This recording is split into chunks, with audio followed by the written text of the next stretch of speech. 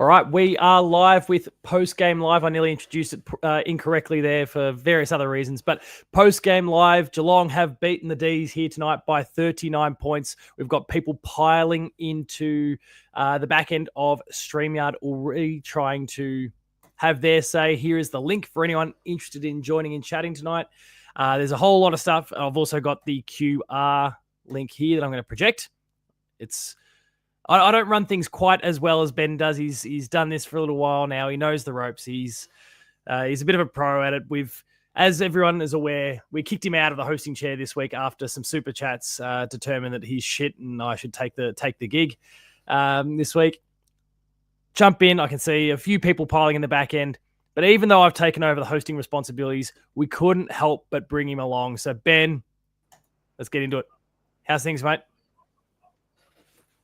A little bit of shaka. It's great. The Cats, shaka. Nice to see Lockie Miller in the green room. Ethan's there. Brendan Bianca are there. Yeah, I can see Bianca's eyeball, and I've got to make sure since I'm taking over the reins tonight. I've got to make sure. You've got a post-game Bianca graphic probably somewhere, don't you? I've got to make sure I'm across that for when the time comes. I don't think I've got one for Lockie Miller yet, but that might be. Yeah, I've got a debutante one, so it could be Lockie's first go on anyway. But oh yeah, I see, mate. Can we talk about? Well, I mean, this is like your debut as a guest on this thing, right? You can put the debut one up for me if you get the other one off. There you go. Show me some love, everyone. First time guest on Post Game Live, Ben Reeve. Anyway, hello, talk everyone. to me. Thank you for having me, about the game, mate. Connor O'Sullivan, is he an All-Australian? I know he's only played 5 games, and I'm getting a little bit ahead of myself here a little bit. No, but you're not. That was a terrific game from him tonight. I was chatting with Mrs. Hoops, and I said, I don't think I'd ever say this year, but I reckon Connor O'Sullivan's best on ground for me. I can't believe I'm actually saying that, but. And she goes, don't forget about Danger. I'm like, yeah. But they're hard to split for different reasons, I think, tonight. For me, and I guess like you're talking about crap. Your signal's a little bit flaky at the moment, but that's all right. We'll make it work. Look, you say, you don't want to jump on the bandwagon too quickly and all those sort of things. About halfway through the second quarter, I went and put some money on him for the Rising Star because I'm on the bandwagon in terms of him actually going on to win this thing. What did he got? He got the Rising Star nomination back in round 2, and everyone said, it's his best game yet. Round 3, everyone starts saying it's his best game yet. Round 4, absolutely his best game yet. We've lost Ben. Good, we're going well. I'll continue to ramble until he gets some signal back, but he's just continuing to one-up himself week after week after week. I'll give him another 30 seconds. Otherwise, we'll kick him out of here. We didn't want him as host anyway. Anyway, I might bring someone else in while Ben tries to rediscover some reception. I know. Oh, actually, I've got quite a few people piling in already. If you haven't already, I'll make sure. There we go. We've lost him formally now.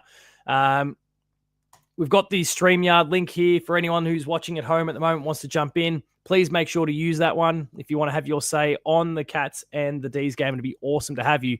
Let's explore some of the other awesome folks that we've got here waiting to jump in. And we'll start with, I've alluded to them already, Brandon and Bianca, you're up next, guys. Sorry, I can see. There we go. There they are. I'm trying to now find the graphics. Apologies, I usually have this many graphics to have to work with on any given night, so I'm not the pro. But how are you going, guys? What do you think? We're back. What'd you think of the win tonight? Yeah. What'd you think? We had a good game. Do I talk? Yeah. Okay.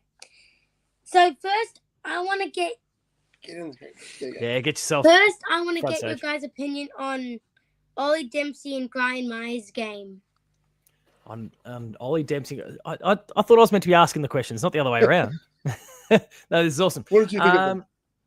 I think Brian, actually both of them kind of, I feel like, had moments where they were kind of in and out of the game. They'd have little patches where you didn't see much of them, but then they'd have moments where they really came alive within the play and played those roles, both for Ollie Dempsey on the wing and Grian as kind of, that forward floating up the ground sort of roles, and those linkage sort of roles that they meant to play, they became really relevant at different stages as well, especially through the second half. So I'm still pretty happy with them. Pretty good game from both.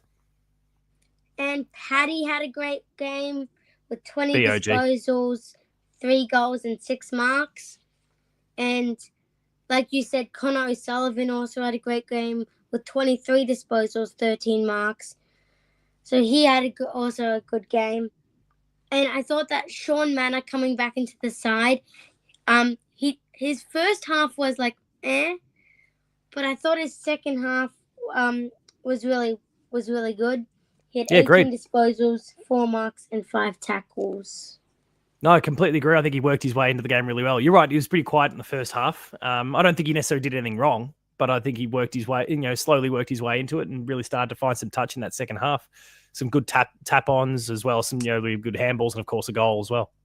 And in the first half, I thought Reece Stanley, we kind of shut Max Gawn out for a little bit, but then Max Gawn just turned on and that was that. But he had 11 disposals, 23 hitouts, 5 marks, and 1 goal. I think Reece Stanley, and I know he's obviously a very controversial figure sometimes within the Geelong supporter base. I'm sure I can see some other faces here ready to jump in the call. I'm sure I'll see some smirks from people who are well aware of the status he holds within the community. We love him. But yeah, I mean, I got a lot of love for him myself on a personal level as well for what he's done for my son when we went to training a couple of years ago. But I actually thought there was probably, in my mind, there was only about 5, maybe 10 minutes where Max Gawn actually got a hold of him. There was a few times where he just kind of threw the ruck, whoever the ruckman was. It wasn't always Reece Stanley in that scenario as well, but where he's just barging them out of the way and kind of really trying to sink the full fist into it and, give it a good 20, 30 meters head start. There was a few times where he got away with that. I think that was maybe late in the second quarter, if I recall the timing of it. And I thought, oh, hang on, this is a bit of a worry. And obviously the Dees were starting to get a little bit of momentum at that point. But other than that, I feel like Chris Scott said it, I think we've all kind of said it in the lead up to this game, that he's got a pretty good history on Max Gawn. There's been ups and downs, of course. Max Gawn's kicked a goal after the siren against us, horrible sorts of scenarios. But I think overall he's had a really good history against Max Gawn. And I think I would say he took the points in this matchup again. And that's excluding the goal part of it. I think he really stretched him, made him work both ends of the ground. Max Gawn doesn't have the tank that Reece Stanley does. So I think he really started to assert himself more and more on the game as the game went on, because Max Gawn started to fall out of it a bit more. I think he played a great game. I think he really nailed it, Bianca. Yeah. I think the lid's completely off with Connor O'Sullivan now. Oh, yeah. There was a few months there where I thought, did we make the right choice by passing up on Nate Caddy and, and taking O'Sullivan? But nah, that's completely it's completely justified now. He looks unbelievable now. Looks so confident in the air, and just his disposal, everything is unbelievable. The improvement in such a short amount of time is just ridiculous. Like 23 disposals in only 5 games. Like he's got that's crazy. He looks really good. Wow. I think he's definitely a contender for the Rising Star. I mean, look, I think I heard the comments so I was watching the Fox Footy coverage of the game, but I was hearing the comments from the team very late in the piece. I think maybe Gary Lyon was the one that said he's got to be the favourite at this point. Now, of course, it's round 4. There's a lot of football still to be played. He can only get better. But that's 2 weeks in a row that he's been nominated the Rising Star.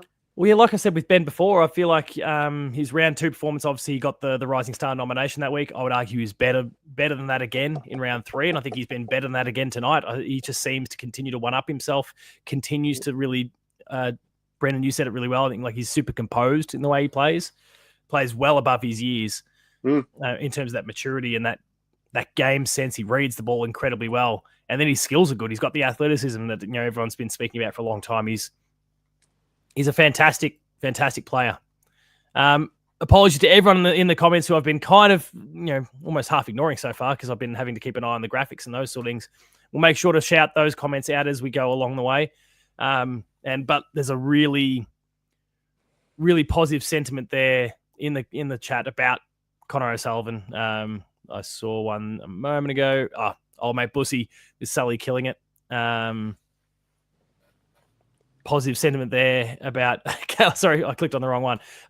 Stanley kicked a goal. Gawn did not. Nice and simple, but makes the point. Yep. And, of course, Kane Corns will be feeling sick tonight. Good, as far as I'm concerned. Kerry's also suggesting Paddy Dangerfield's second best on ground tonight, which plenty of merit in him being best on ground. I think, picking a 3-2-1 in this match, I think would be really hard. Bianca, obviously, you highlighted a few players. Zach Guthrie had 30. Bailey Smith had 28. I don't think it was Bailey Smith's best 28 that he's ever had. No. But he was still very important. Obviously, danger with his goals and could have been even more potent as well. Lawson Humphries was really important off halfback. Like, there was so many contributors just all over the ground tonight. I was really, really impressed. And we did that, and Max Holmes didn't dominate. He had to wear a hard tag for most of the game. And even he started to work out of it kind of through that second half. He got the new one. Oh, you got the bobblehead? Very nice. Found him at Docklands, of all places. Like Dockland, yeah, okay. Over at DFO. Now, of course, there's one negative bit of news to come out of the game tonight, and that is Jack Henry's hamstring. How do you feel about that? And I guess the impact it's going to have. He was going into this into this round, he was leading the competition in marks. He's been, and even prior to obviously doing his hamstring, he was really important through this game, shutting down a few Melbourne thrusts forward. How do we cover for that?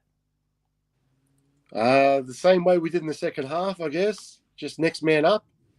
Pretty much. Just next man up. We've got the defenders to do it. I don't know how far away College Asney is, but our defense looked good anyways, even when he went off. It took a few minutes, and then we settled, and it looked pretty good. So I think we'll be able to cover him all right. Look, Shadu says Colo when he comes back in, and admittedly, I mean, you highlighted yourself. He's been listed on the medical sheet as being 1 to 2 weeks for about 2 weeks now. So it could be really close, and he would be an obvious one to slip back in there. I also think Reece Stanley did enough to retain his position. So if that's the case, then that Sam DeConing continues to play that key position role. Mark Blitzarves also comes back next week, so that gives us more options as well. And he's damn near been All-Australian as a key defender as well a few years back. So we've got that flexibility, versatility, and you're right, one down, the next person steps up. But geez, some of the players that can come back in are ultra high quality. For me, it's just a bit of a shame. And obviously, I'd made the Jack Henry jokes that I did last year that I won't repeat while I won't repeat while Bianca's there. But if you're in the chat, you know exactly the comments I'm referring to. And I was kind of critical of how he performed probably through 2023, 2024. But the reality is, he didn't have a good run of it through the preseason. He'd gotten injuries. He'd obviously had was it a Liz Frank in the end with his foot? There'd certainly been foot-related injuries. Couldn't get a consistent run at it. And all of a sudden, once he finally gets a body of work underneath his belt, he's been sensational. So it's a real shame that after having a great preseason and a great season up to this point, that he's then gone and had an injury hiccup here, because that just slows down that momentum. So hopefully it's a very, very small, short-term injury, and he's back up and running again soon. Yeah, fingers crossed. Was there anything? Shadu's just also mentioned there what was wrong with Blitz. It was illness. Illness tonight. So nothing to see there. And of course gave Geelong the opportunity to swing a late change, as they do so well. We love it. Any other points that either of you kind of identified within the game? We can go as long as we want tonight, so please talk for as long as you like. I'm making a bit of a statement with a 2-3 hour long show tonight, because why not? Anything else, Bianca, that you've got noted there that you wanted to discuss? What did you want to talk about? You got 3 pages of notes. What do you think of Shannon Neal? Because obviously he's a big topic of conversation as the Tom Hawkins replacement, at least in terms of position. What do you think of his performance tonight? He tried to kick a goal from the boundary like Tom Hawkins, like that game. And nearly did it too. But he snicked the post. But yeah, he played really well. He got a couple marks inside 50, and he scored a goal. Good. Yeah, he needs to find a bit more of it, I think. Yeah. he just doesn't get as involved as we need him to. But then when he does, you just go, oh, look at that. It's just like, and It's you just beautiful forget when that he plugs them. he hasn't touched it for half an hour. Yeah. Just like, I hope that he can put it together. It's just like he could be something special. He's got some really good tools. And I love his energy after he kicks a goal. I love it. He goes crazy. He just lets the crowd know about it. He's got a good, I think he's really trying to lift himself too. Like he knows that obviously there's been question marks, and he knows that he's trying to, I guess, assert himself upon this team. There's probably a little bit of, come on, trying to lift himself and those sorts of things, just as much as it looks a bit theatrical as well. And you can see the players getting around him after he kicked that goal in the fourth quarter. You could see him really get around him and try and help lift him up and get him going. He very nearly had 3 tonight. There was obviously that one in the first quarter that carried 50, 55 meters thereabouts and was barely touched on the line. That was dead straight heading through. Obviously kicked the goal in the last quarter. And then as you mentioned, Bianca, he had that shot from the boundary, very Tom Hawkins-esque, floated left to right and nearly swung through. Like it just scraped the post. Yeah. So it was very nearly an excellent game from a very limited number of disposals. I think you're right, Brendan. I think we'd like to probably see that. What did he get tonight? He had 7 disposals tonight. Would love to see that become 10 to 12 per week. Mm-hmm. I think if we do that, we're talking about a key position player who's really warranting their spot. And sorry, that's bad wording. I don't think he doesn't deserve his spot. But we kind of look at it as like the long term, yep, this is the guy sort of player. So we'll see how that goes, I guess, going forward. But I was pretty happy with the effort every now and then, and we do see the commentary still from time to time. He every now and then drops one that really he should hang on to, but he'll get better at that part of the game as well. I'm happy with where his trajectory is good, and I think every now and then people lose sight of the fact that he's still just 22. Yeah. So. And I just have a question, and this could apply for both you. Do you think Mitch Nevitt comes back in the side next week? You go first, Brendan. I think he's injured at the moment. He's got the plantar fascia injury. Oh, was it a plantar fascia? I didn't realize it. I'll have to double check now. I think it's his foot. He's got a plantar fascia injury. How?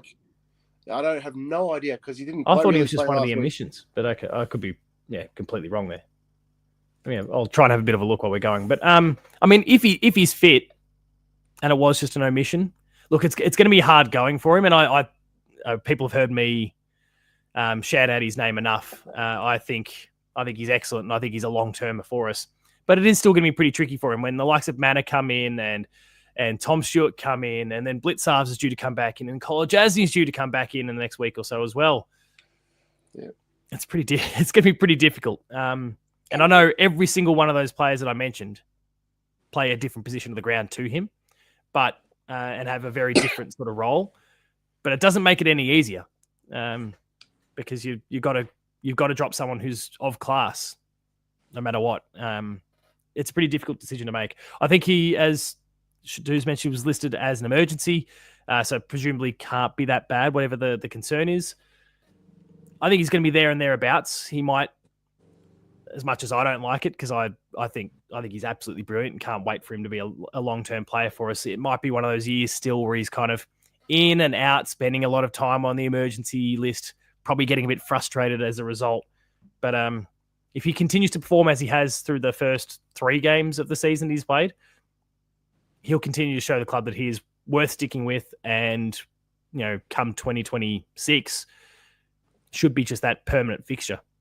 Yeah. Because I think he's impressed with everything he's done so far this year.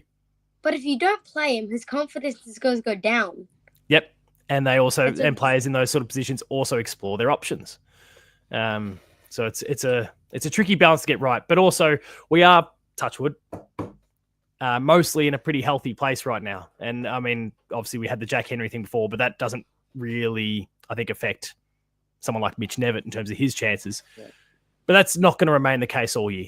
Like, we are going to have injuries. There's going to be need to be rotations. Maybe people are out of form, and there's going to be opportunities for him. And when he comes back in, if he can just take the bull by the horns and kind of dominate as he has, hopefully we continue to see some really good form from him. And we've got another emerging midfielder in the VFL at the moment. That Jack Clark. No, George Stevens. I don't know how. Georgie boy. I don't know how he gets a spot though. Like, he might be the the Mitch Hardy this year, where he's just getting. I think he had Trust another you to 11 manage to clearances shout out today. Mitch Hardy, Yeah, but by the he way. also Trust had you to 30 manage to plus wedge him in there. disposals. We haven't even He also spoken had about the 30 VFL plus game yet. disposals. No, he had 28, but Jack Clark had 30. Yeah. Jai Clark with 31 today was excellent. But I mean, if Stevens keeps putting up these numbers, You need to pick him. it's going to be hard to keep him. Yeah. Because I've loved him since we drafted him. I wanted us to take him in the first round in his draft year. I absolutely loved watching him in the VFL in his draft year. So, geez, I hope he can just He's a bull. get in somehow. I don't know. Somehow, who'd we drop though? I don't know. Maybe just food poisoning. Go through a couple of players. Opportunity. You take Just opportunity gets whenever, his however it over. gets you. For a bit of context for everyone watching, so George Stevens had 27 disposals today against Casey, 12 kicks, 15 handballs, 4 tackles, 11 clearances, and 1 behind. So, the clearance figure is the thing that impresses me the most. Obviously, that has been an area that has been of weakness from times over the course of, especially in the post-Joel Selwood era. And he is absolutely addressing a need with everything he does through the seconds. But also, to the point about Jai Clark, he also had 7 clearances from his 31 disposals too. So, both very much delivering in that key facet that is probably an area of need for us. Yeah, because the more clearances you get, the more goals you get. Technically, I mean, there's probably I don't want to get too massive. There's a fair correlation between those two. Ben just dropping a bit of hay there, Georgie girl. Georgie boy in this case. Georgie boy. Oh no, I'm clicking things again. You go to remove a comment only for someone just to comment in time, and all of a sudden, anyway. What have we got? Some other comments and thoughts from the chat tonight. We've got Rangahovi here saying that Danger shouldn't play in the forward line. He can't kick straight. yeah. Look, what did he kick? 3 goals, 1 from 5 shots on. 3 goals, 1. From From 5 shots on goal. Correct. One of them he sprayed there. One in the 4. No, one didn't even make the distance. Well, I think probably because he didn't kick it straight. It would have carried if it was online. But let me double check that again. I'm pretty sure it was 3 goals, 1 from 5 shots. Yeah. 3 goals, 2 from 6 shots. Sorry. And I'll take that, to be honest. You kind of know what you're going to get, but he also just breaks contests apart, and you have to put almost a key position player on him because he's so strong. Yep. But then when the ball hits the ground, he's almost the best small forward in the contest as well. Like it's just crazy what he can do. And I don't know if the both of you noticed it tonight, but especially in the first half, we obviously saw in those first few games when the momentum kind of shifted on the Cats, we weren't able to flick the switch and change things up. What I noticed, especially in that first half, and the momentum hadn't really shifted, but I was noticing a lot of Danger going to the ball up, competing there. Hopefully he wins the contest or whatever, but straight away, regardless of what happened, straight away went forward. So he didn't, burn himself out, was able to protect his tank a little bit and also perform the role that we've wanted him to play as a key forward this year. But just to bulk up that midfield unit for that centre bounce, there he was. I think it's a very clever play. I mean, you've got to really be careful about how you manipulate that because, of course, you've got to have someone from the half forward line or half back line come streaming. Well, no, sorry, if he's going to go forward, it's going to have to be someone from the forward line. But someone from the half forward line kind of streaming straight into the midfield as Danger kind of comes out the other way. There's got to be that little bit of communication going both ways. But if they can execute that consistently, that's going to be it's going to be hard for any defender because you're watching Danger coming in with the flight of the ball. But also you're going to be able to utilize him as that midfield weapon that he is. So the half forward you could be talking about is maybe Bailey Smith. Yeah, absolutely. Yeah, it could be a Bailey Smith. I mean, we've got so many. Jack Bowes can be coming off the half forward line. Whatever it happens to be, there's so many players that can kind of perform that role and just come piling in as a midfielder. But kind of the fifth midfielder that's compiling off the half forward line or the wing or whatever it is. Like, there's a bit of work they can do with this. I like what we saw, especially in that first half when I think that they were leaning on that a little bit more. I think in the second half they kept him a bit more at home. But I would say there's a tick in the box. If that was a deliberate strategy, I would say that there's a tick in the box for that one because it worked pretty well. But also maybe other teams can cotton onto it because if a stupid pleb like me was able to work it out, then I'm sure the opposition coaches will be across that one too. Yeah. Still, he's a hard one to stop, Paddy Dangerfield. Oh, the 100%. Chat is still going. Either moment nails it there. Danger's centre burst is still like no other. Absolutely. Couldn't agree more. Ben has hit up a topic here that I discussed with Nuff of the Week last week. The ump's still fine to let players walk the ball over the line, yet happy to ping Axe for a fumble that went out of bounds.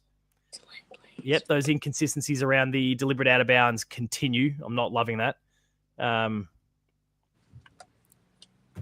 don't know. What do you make of some of these? Because I kind of got on my pedestal and was able to do my thing with Nuff of the Week last night. But what are you both thinking about some of these deliberate rush behinds? I feel like there was less of them tonight.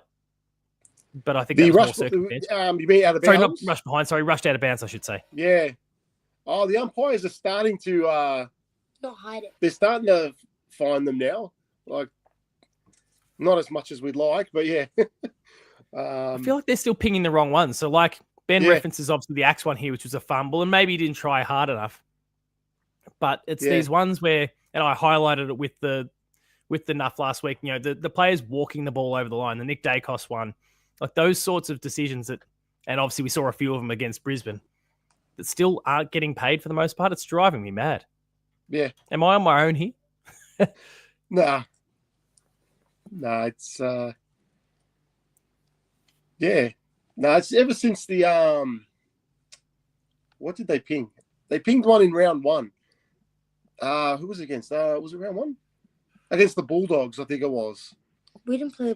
And they've stopped pinging them. No, not the Geelong game. Who played Carlton? Collingwood. The only one I can think about from the Collingwood game against the Dogs was the Nick Dacos one that was kind of not pinged. No, but there was all one the media jumped on. There was one that was actually paid that shouldn't have been there. Where a player it was off Bailey Dale's chest. It came ricocheting off his chest and out of bounds. Yeah, which was the other half of the clip that I played. Yeah, the Dacos one they didn't pay, and it was like what? So. And like I said, when I put the video together, like I don't even want to make this a Nick Dacos bashing thing because there's enough people that do that, and I think a lot of it's pretty heavy-handed and ridiculous. But it's just more the adjudication I think is a bit of a concern. Like a decision like the Axe one tonight, and they say insufficient intent, but then you've got players ball in hand who chuck a 180 and go to turn the opposite direction, miraculously end up out of bounds. I would say there's even less intent to keep the ball in play in that sort of scenario. Yeah. They know where they are. They're not oblivious. But anyway, I'm rambling. Yeah, there was this one time Kristen Salem kicked a dribbler deliberately out of bounds, but the ump didn't pay it. Did you see that? I mean, possibly. I don't necessarily recall that one. You're probably right, but sorry, I don't recall the specific one you're talking about. Do you recall that one? I don't recall it. No, Bianca, we're not saying that you're wrong. It's just I don't remember personally. Maintain things like you do. You found it. I'm getting old. Our memories are starting to leak a little bit, Bianca. Yeah. Your brain's still good to go, so savor it. Anyways, what's your votes? Your votes? Yes, give us the 3-2-1. Give us your 3-2-1. My 1 goes to Connor O'Sullivan. Yep. My 2 is shared with Bailey Smith and Patrick Dangerfield. Yep. 1 goes to Zach Guthrie. You're cheating there to squeeze an extra player in, but okay. Okay, so 3. So who was your best was who? Zach Guthrie. Oh, 3. Okay, so Zach Guthrie was your best. He really did step up to the plate quite well when he had 30 disposals. And a lot of intercepts. And what am I going to do? I'm going to go Connor O'Sullivan 3. I go Dangerfield 2. Jeez. And I'm going to give Reese 1. Yeah, I want to squeeze Reese in for 1 Dempsey. as well. When the time comes and I have to put my votes in for the Hoopies, we'll see whether that actually sticks in the end.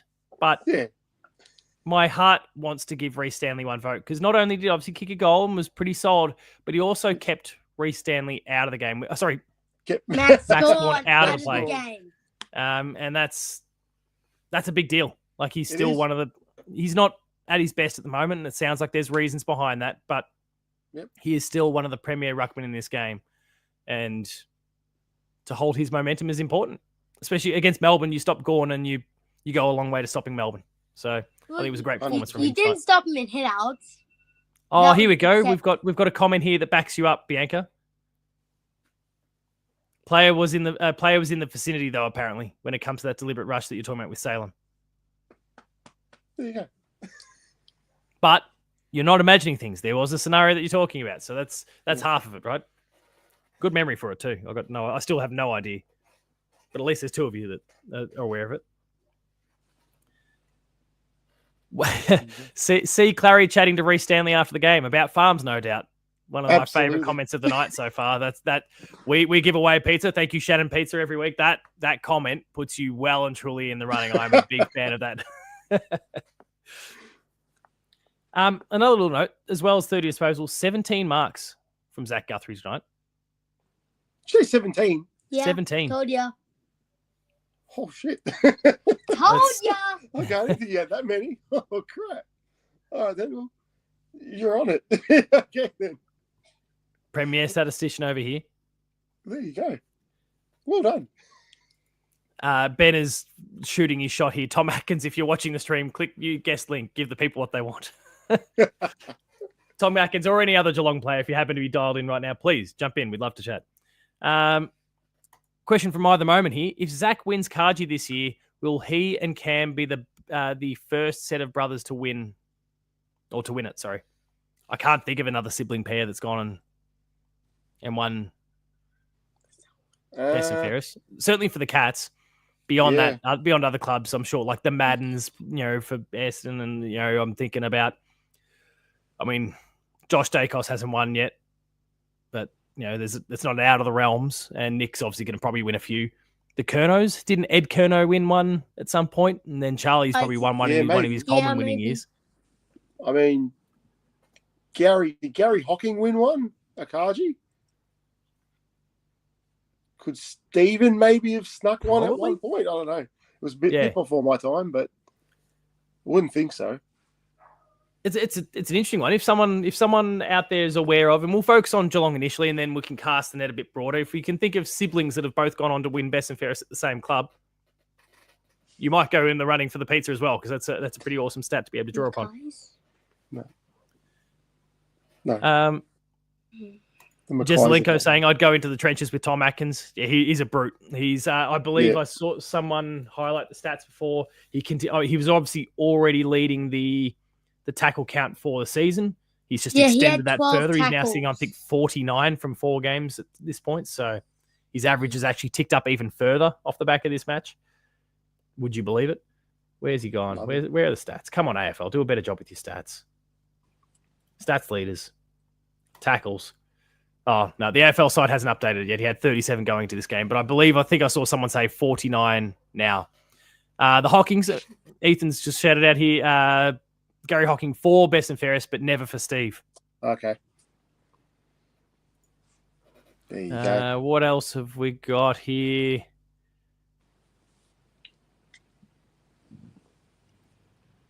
A lot of comments now around Tom Atkins off the back of Ben's fan favourite. Oh, here we go.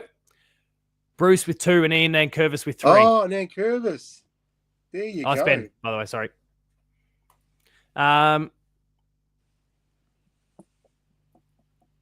What else have we got going on here?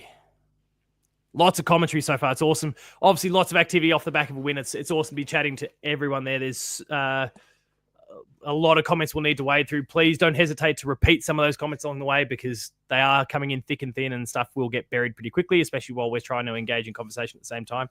Oh, Josh Dacos has won a Copeland. He won in 2023. So that will be another sibling pair, because Nick is undoubtedly going, well, yeah, we know all the raps on Nick and what he's doing and will continue to do. So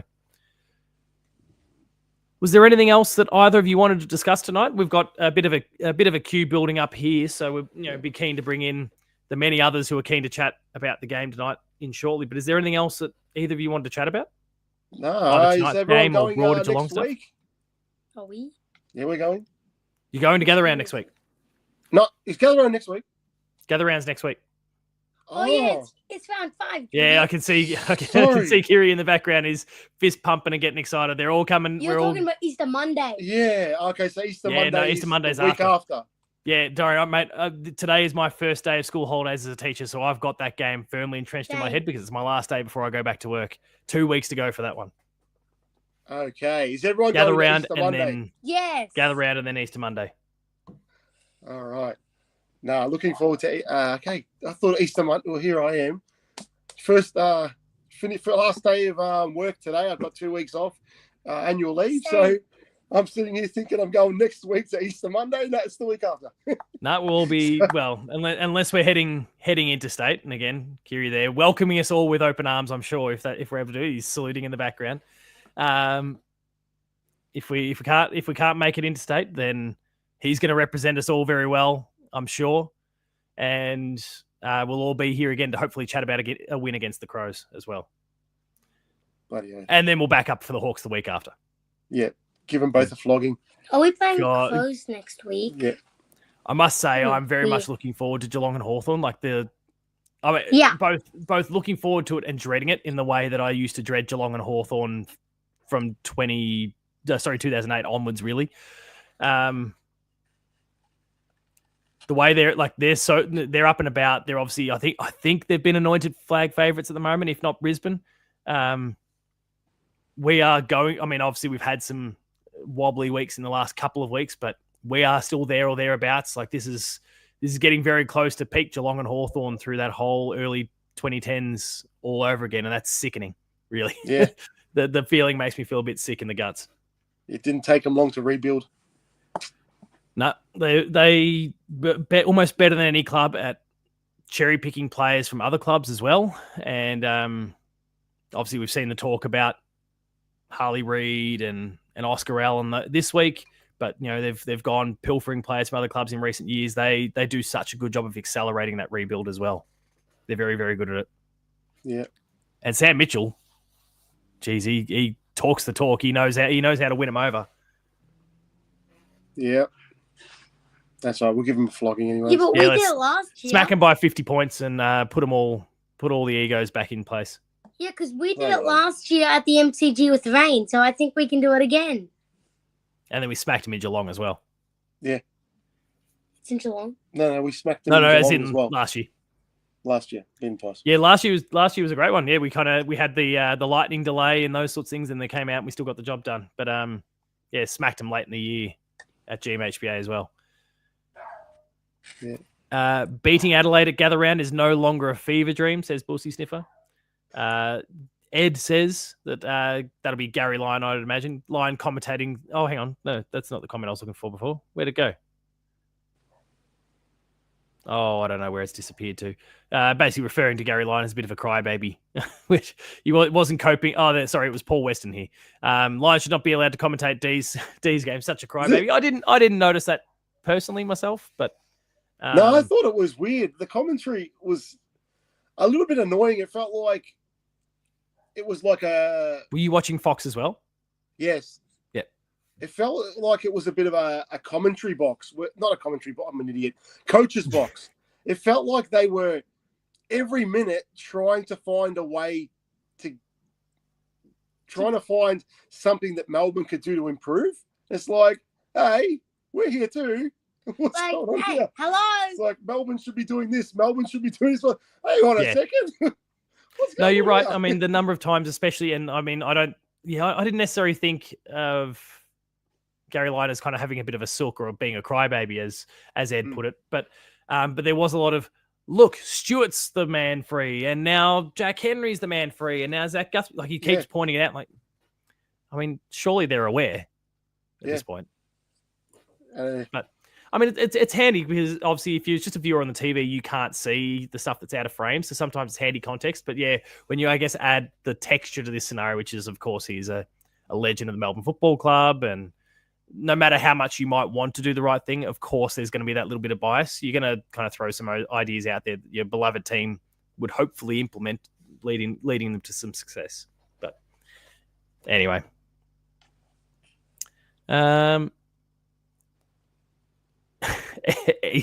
Ethan with Melbourne has a lot to improve because they suck. No punches pulled. I very much like that. Jeez. And not as bad as BT really over Collingwood.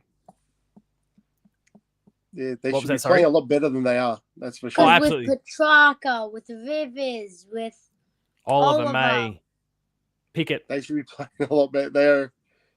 what's the ruckman? Gone. Like Gone, what? of course. Yeah, somehow we He just only kind got of missed him. 32 hit outs. And Bailey And Fritsch is now kicked. because he usually has 40 a game.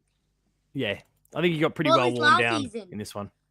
It's 'cause we Bailey Fritsch Yeah, 'cause now they and suck. Pickett actually kicked 3 behinds each. Didn't actually kick a goal tonight. And for Fritsch, that's 6 consecutive behinds now. He kicked 0 goals 3 last week as well. So he's woefully out of touch. Yep. Terrible. And Nomad Hunter also shouting out the biggest Cats fan in Geelong, Lawson Humphries and Connor O'Sullivan. Wow. Agreed. And also agree with Shadu saying Bailey Fritsch is a flog. Yeah, the way he tried to tunnel Tom Stewart at one point was not crazy about that. Yeah. Got him from behind. Yeah, Stewart Just kind wasn't of took happy the about legs it. out. It was very lucky that he didn't go at 1,000,000 miles an hour, and Tom Stewart actually kind of was able to get enough balance before he hit the ground, but he did not like it. Called him a dickhead. Yeah, I don't think Did he he? missed with his. Oh yeah, yeah. Did he? He did. A little bit of lip Okay. reading, you'd know exactly You what can't Tom know. Stewart was 10 thinking in to that each moment. fine. No, Yes. no, he's allowed to. No, what? We won't condone violence, but I do agree with Bussy Sniffer that he's also got a very punchable head. That haircut, that's an insufferable haircut that he's got. And I say that as a supporter of a team that's just got 1,000,000 blonde guys with headbands on. Yep. It's true. We won't condone violence, though. No. Do it in your own time if you like. All right, guys. Anything else that you wanted to discuss before we pull someone in from the StreamYard background here? No, that's it. Good night. We're back. What? We're back.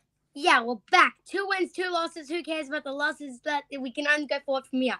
Yep, exactly. What signs are being worked on at the moment? Is there anything that's in the works or planned or that's now A Bailey complete? Smith sign. Is that still? Because I think you were chatting to Ben about it at one point. Is that still in the works, or is that one done, or where are we at? with that No, one not at the done moment? yet. It'll be ready for Easter Monday. Oh, very good. Hyped. Looking forward to seeing it from the crowd that day. My plan is to go to Easter Monday as well. Yep. All right, guys. Well, thank you very much for jumping on board. It's always good to chat. It's been a while. We've basically squeezed a good 30 plus minutes out of this conversation. It's been awesome to get to chat to both of you. Yeah. What do we Both say? of you get some rest, celebrate the win. Always good about a Friday night game is you got the whole weekend to celebrate. And Bianca, school holidays, so you can celebrate for even longer. Yay! We're both on the same page there. The teacher in me is also screaming yay. If I wasn't What so was that? completely crushed by teaching for the last 10 Go weeks. Cats! Get around him. Thank you very much, guys. I'll chat to you nice and soon. See you soon. Go Cats. All right. Let's jump. I am not Bianca, everyone. Conversation. Yeah. So, who is up next? We've referenced him a few times. Oh, I see Ethan popping his hand up. Let's pull Ethan in now to talk all about the game that was. Hey, guys. How's things, right? After a win, Bathrobes back. Checking in once again from just outside of San Francisco. It is 5:13 in the morning. Oh, gross. I'm not going to get too high off that one. I mean, I took a nap before the game, so I'm good. But I'm not going to get too high off that one because, look, we did not face a good team tonight. They've been a mess.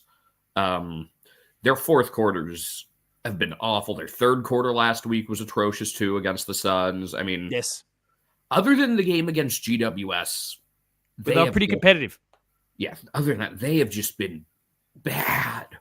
But, we took care of business, totally had the run of uncontested play, which is opposite of the last couple of weeks where we had gotten picked apart with some of those, short kick mark sequences. Yes. So that was nice. I believe there was a stat shouted out during the commentary that was, in fact, the highest uncontested possession count that Geelong's ever had.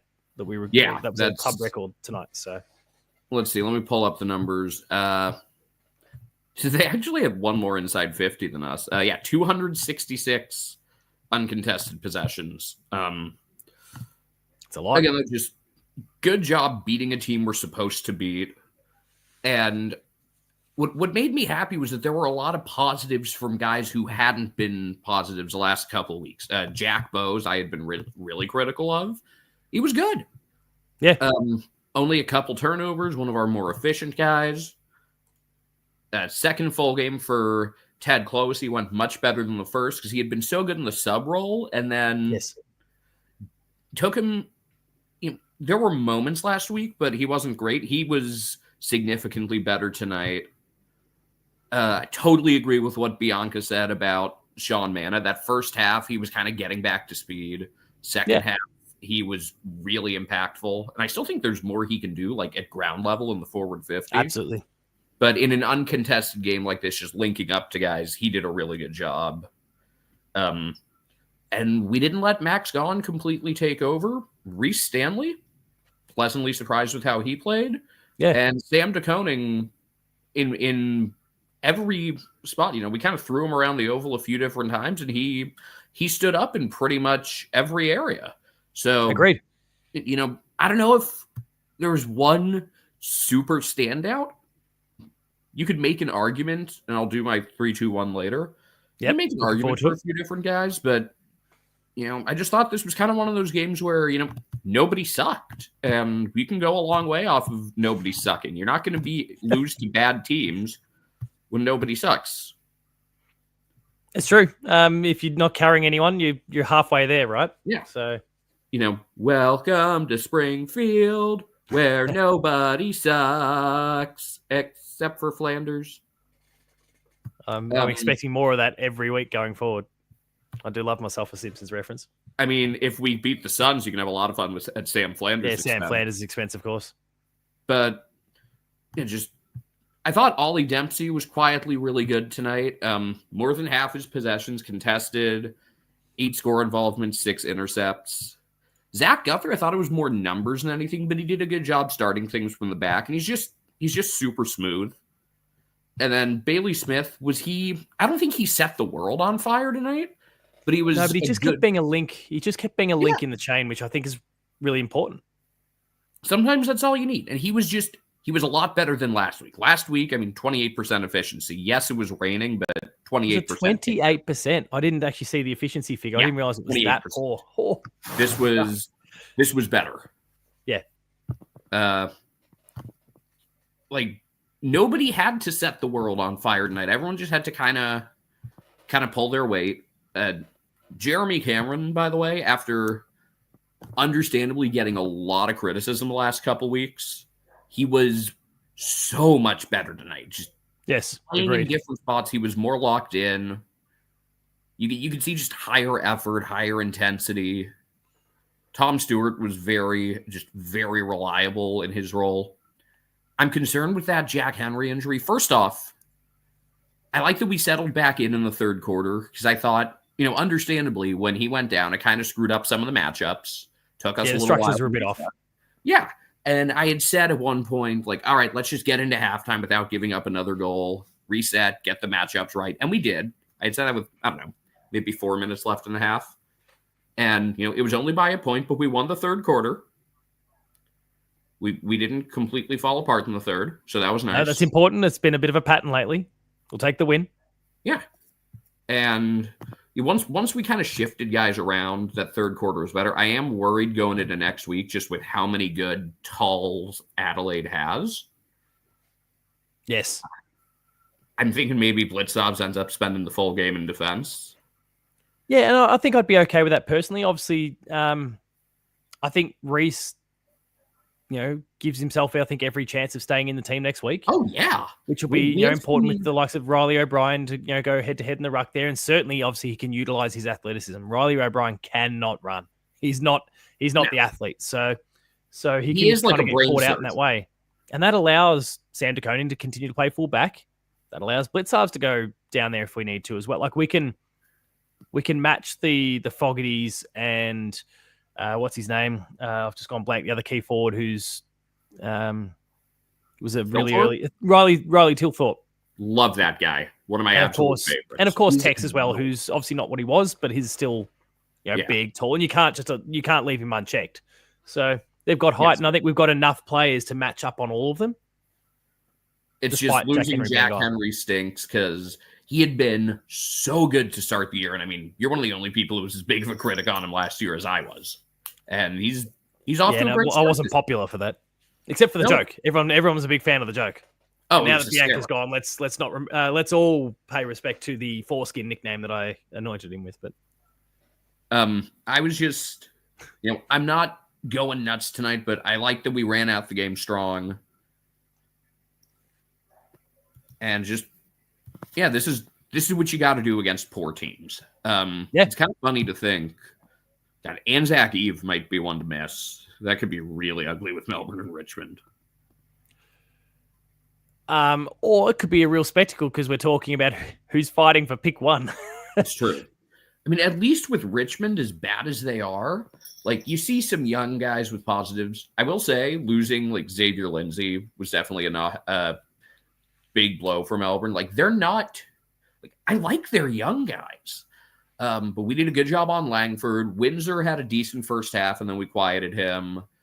And then that's just, they have some pieces, but they are not, you can see it's not there right now. I mean, who impressed you tonight? Petrarca was decent. We didn't let him take over. He had a couple moments. Like he had moments where he burst out of the middle, asserted himself, and that class kind of rose to the top. But they persisted with him more than I perhaps thought they would in the forward line. Yeah, and then Stephen May, I just see him complaining a lot more than actually doing stuff. There was the one where he got banged up. Like there was nothing where he was tied up with Stengel. That was totally clean. Yeah. And there was one where he kind of got winded. I think you alluded to. Yeah, we got. Yeah, that was the one. That was the one. I thought he had maybe taken a hit to the ribs, which he's had enough rib injuries. Yeah. Tell you who I actually did. I mean, him and Jake Melcham could have just gotten in a fight for all we know. So like, half tempted when I visit. I'm not one to usually go to fancy French restaurants, but that one just for its historical significance. Looking forward to it. We'll have to join you. And then Digsby says that Melksham looks old. I would agree. Tell you who I actually did like for them. I mean, Kazi Pickett, first game back, he was sharp. I like Daniel Turner.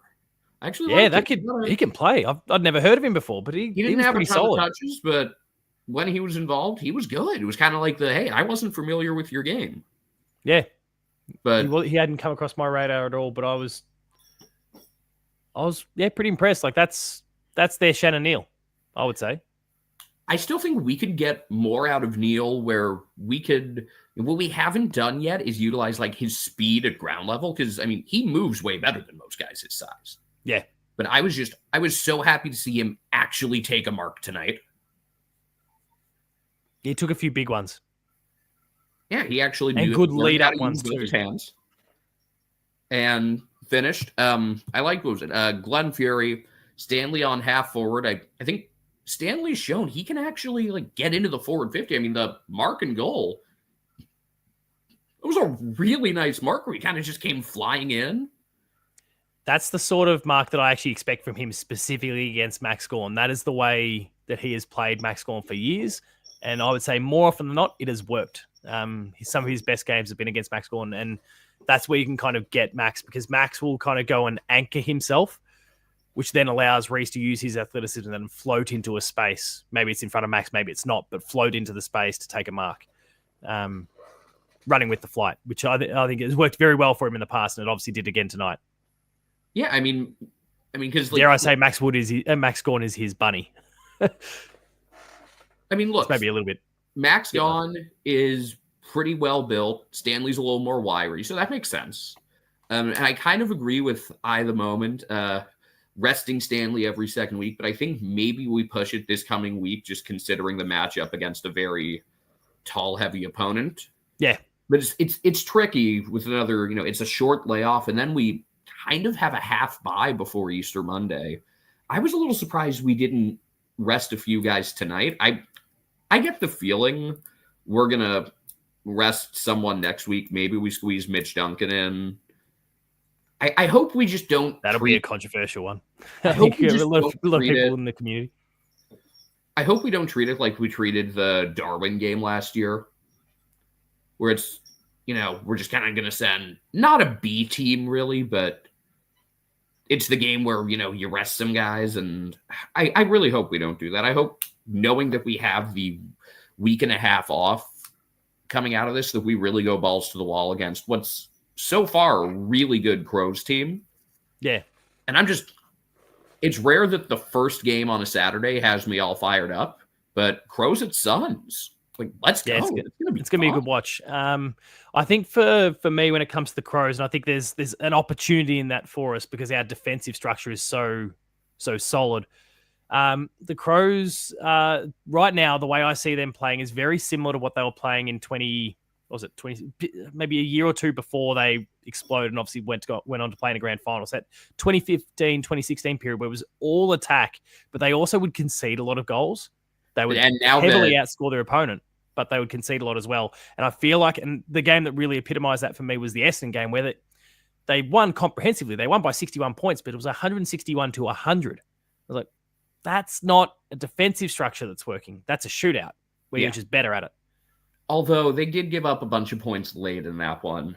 And their defense is definitely more vulnerable with Nick Murray out. Yeah. Forget how long he's out.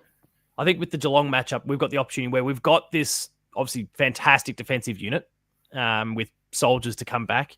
Whether Collar comes back or not remains to be seen. But and I also actually saw a comment before Corey said, I just clicked the wrong one. Corey saying that Fox is reporting that Henry's due to be out for a month, which makes sense for a hamstring injury. That would make sense, unfortunately. But yeah, I think like we've got the unit to tackle, not say necessarily win, but to certainly neutralize their forwards a little bit. Their midfield isn't, I like Soligo, but their midfield's not amazing. Yeah. If we can I would say the midfield unit we battle tonight is better than they are. It's just they're woefully out of form at Melbourne. Yeah. But yeah, they are obviously, like we said, underperforming. I think defensively, like their defensive unit, our forwards can get them.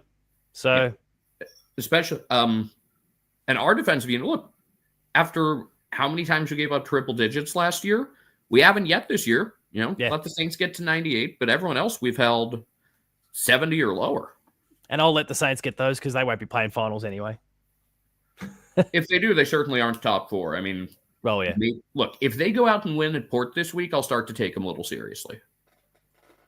But let's go into next week. And look, frankly, if we just come out of these next couple weeks with 4 points out of the 8, I will take that. Yeah. I'd love to win both, but we're facing a couple of really good teams. And I don't think it's panic signs or panic. We don't need to panic, I think, if we lose both of those games as well. But it would be, as you say, it would be nice to come out with at least 1-1. Yeah, I'd be frustrated because if we don't, then, it's like, are we, kind of taking the Port Adelaide flat track bullies route? Like, we need to beat someone solid. And again, I just want to get on top of things so that way, when guys get banged up, you're able to be a little more cautious. Because I think, just judging by everything I'm hearing from people who have watched the VFL team, I mean, we've got how many more guys do we have that are worthy of spots? Well, I'll quickly bring up the game again, and I'll rattle off some players who, based on the stats sheet more than anything else, because I haven't actually had eyes on the game. That's where Jake and the chaps will really excel. But from that match, we've obviously mentioned Jai Clark and George Stevens already. But in terms of other players who are AFL listed, Ollie Wiltshire had 23 disposals and kicked 2 goals too. Mitch Duncan is obviously still thereabouts. He had 21 disposals himself and apparently took a real hanger at one point during the game, I heard. Looks like Ollie Wiltshire. Yeah, Ollie Wiltshire, got 23 disposals and 2 goals too. So he's going to be pushing for a spot. He was on the emergencies list only a week ago. And that's against a team that has a lot of AFL listed players. Yeah. Also, shouts out Nathan Kruger for wearing number 69. I hadn't noticed that. Nice. I'm just looking at the stats right now. That's awesome. Yeah, sorry. I found that as well. Yeah. Patrick Rechko, another 16 disposals and 2 goals won. He continues to do a really great job. What else have we got here? Just looking for AFL listed players. Jay Polkinghorne, 3 goals too from 8 disposals. It's good to see. Joe Pike, 10 disposals, 23 hitouts, 3 clearances as a ruckman. Like there's some good numbers building here. Like the underbelly, those I guess the green shoots, for want of the better phrase. Like they're doing a great job. It's awesome to see. Yeah. And real quick, I want to give Mitch Duncan a lot of credit just for not throwing a fit, going down to play in the twos, and just handling his business. At a lot of clubs, that's the sort of thing that could be something that, someone's really pissed off and it kind of leads to discontent all through the club. And instead, he's just kind of taking it the right way. Yeah. Apparently, it's a hanger for Duncan standards, but who cares? He got off the ground and took a nice mark. We'll count it. It's like a mark of the year. Bussy Sniffers just asked about my headphones. They're Alienware ones. They're pretty heavy duty, as Ben then also highlights. They're larger than life. They make my head look enormous, but they're very good. So thank you for the comments there around that one. But yeah, I guess going back to the second set, like that next tier down, he's doing a great job. Real quick, give you the 3, 2, 1, and then I know there's yes, please, a bunch of other people that want to get on here. So let's go 1, Ollie Dempsey, 2, Patrick Dangerfield, 3, Connor O'Sullivan, with Zach Guthrie and Brad Close tough to miss out. Yeah, that's very unlucky, but a credit again to the team. And Tom Atkins, just the pressure numbers have been elite.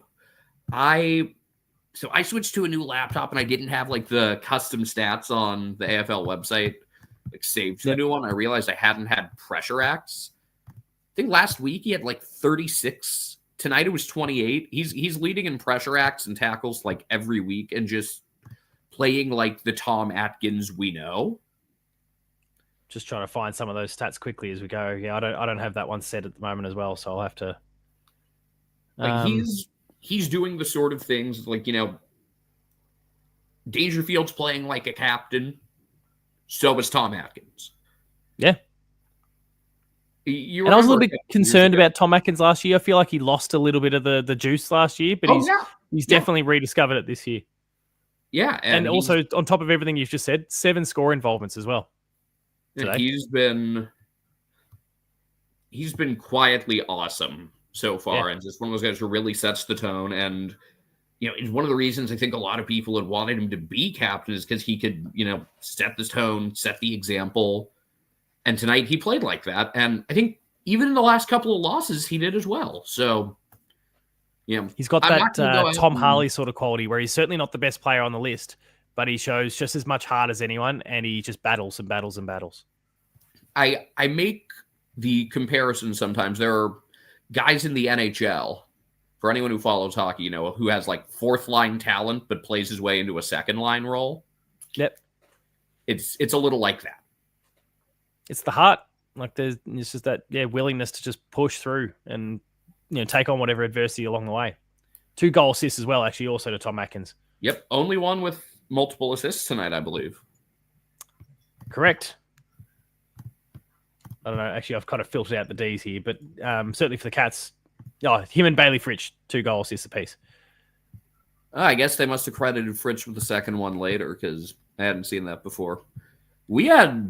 They only had one other goal assist all night, and then we had how many different guys? I mean, out of our 12 goals, 4, 5, 6, 7, 8. When it comes to the assists D's, on 10 of 12 goals, got 3 goal assists for the match. 1 was Cosy Pickett, 2 to Bailey Fritsch, and then there's a suite of Geelong players. We had 10 out of 12 goals assisted. Yeah. Team game. It's a team game, and we did a very good job of it tonight. Yeah, that's more like it. Big test next couple of weeks. Let's go get them. Go Cats. Yeah.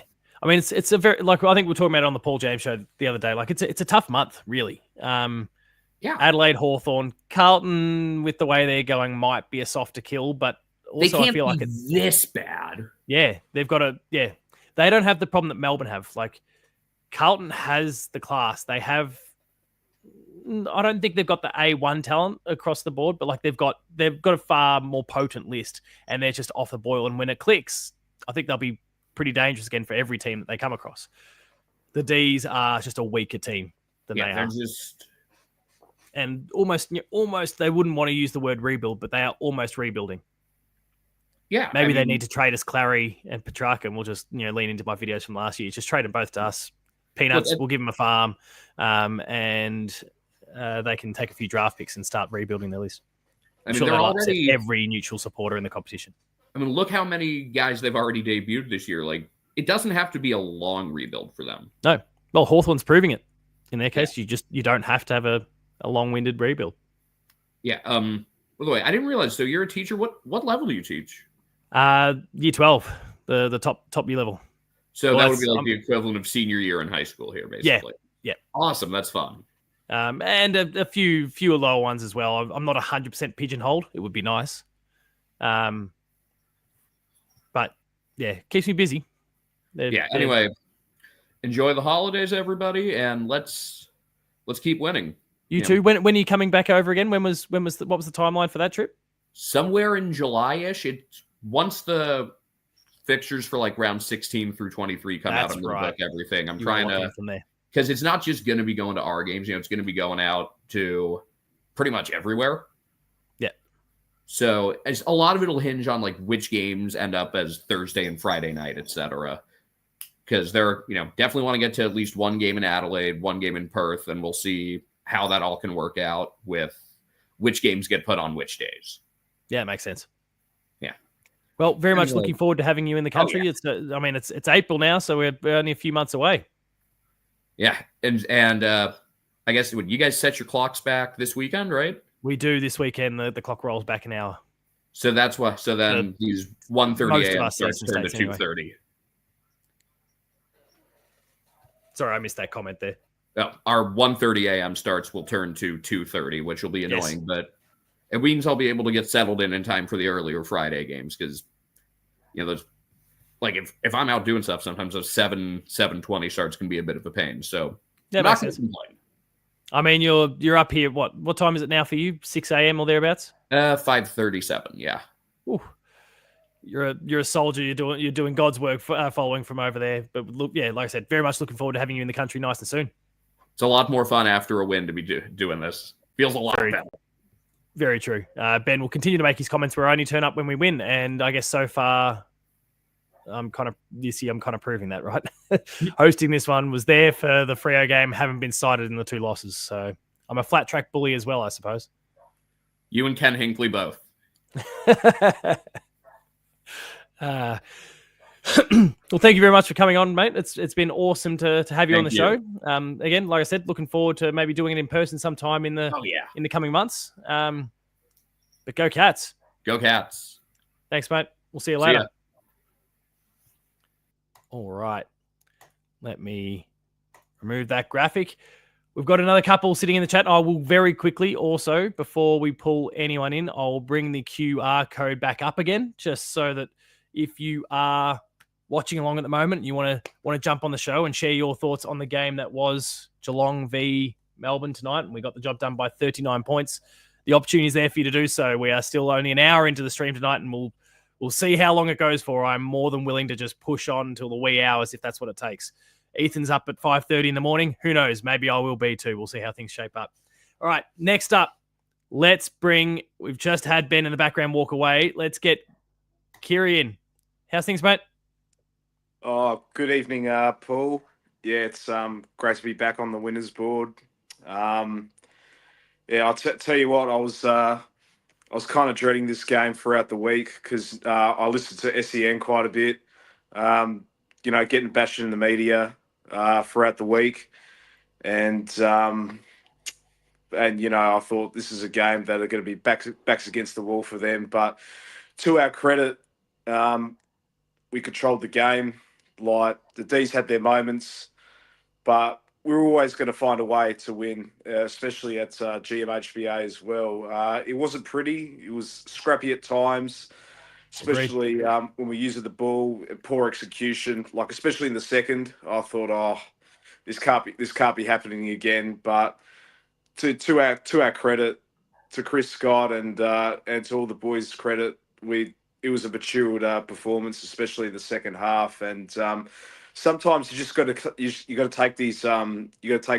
You got to find different ways to get the 4 points. Not every game's perfect. Like it's only round 4 at the end of the day, and and it's a long season to go. Let's not forget the first half of 2022. At times, we just looked unconvincing, but it's a long season ahead. But it's great to be back on the winners board. Yeah.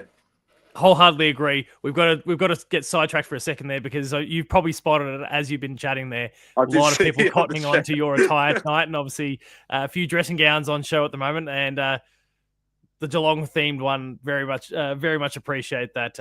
Let's keep this going. Well, next time Ben's going to rock up in his dressing gown, I'll wear some Teenage Mutant Ninja Turtle. At some point, I'll embrace the joke and I'll wear it. But no, actually, fuck that. No, I won't.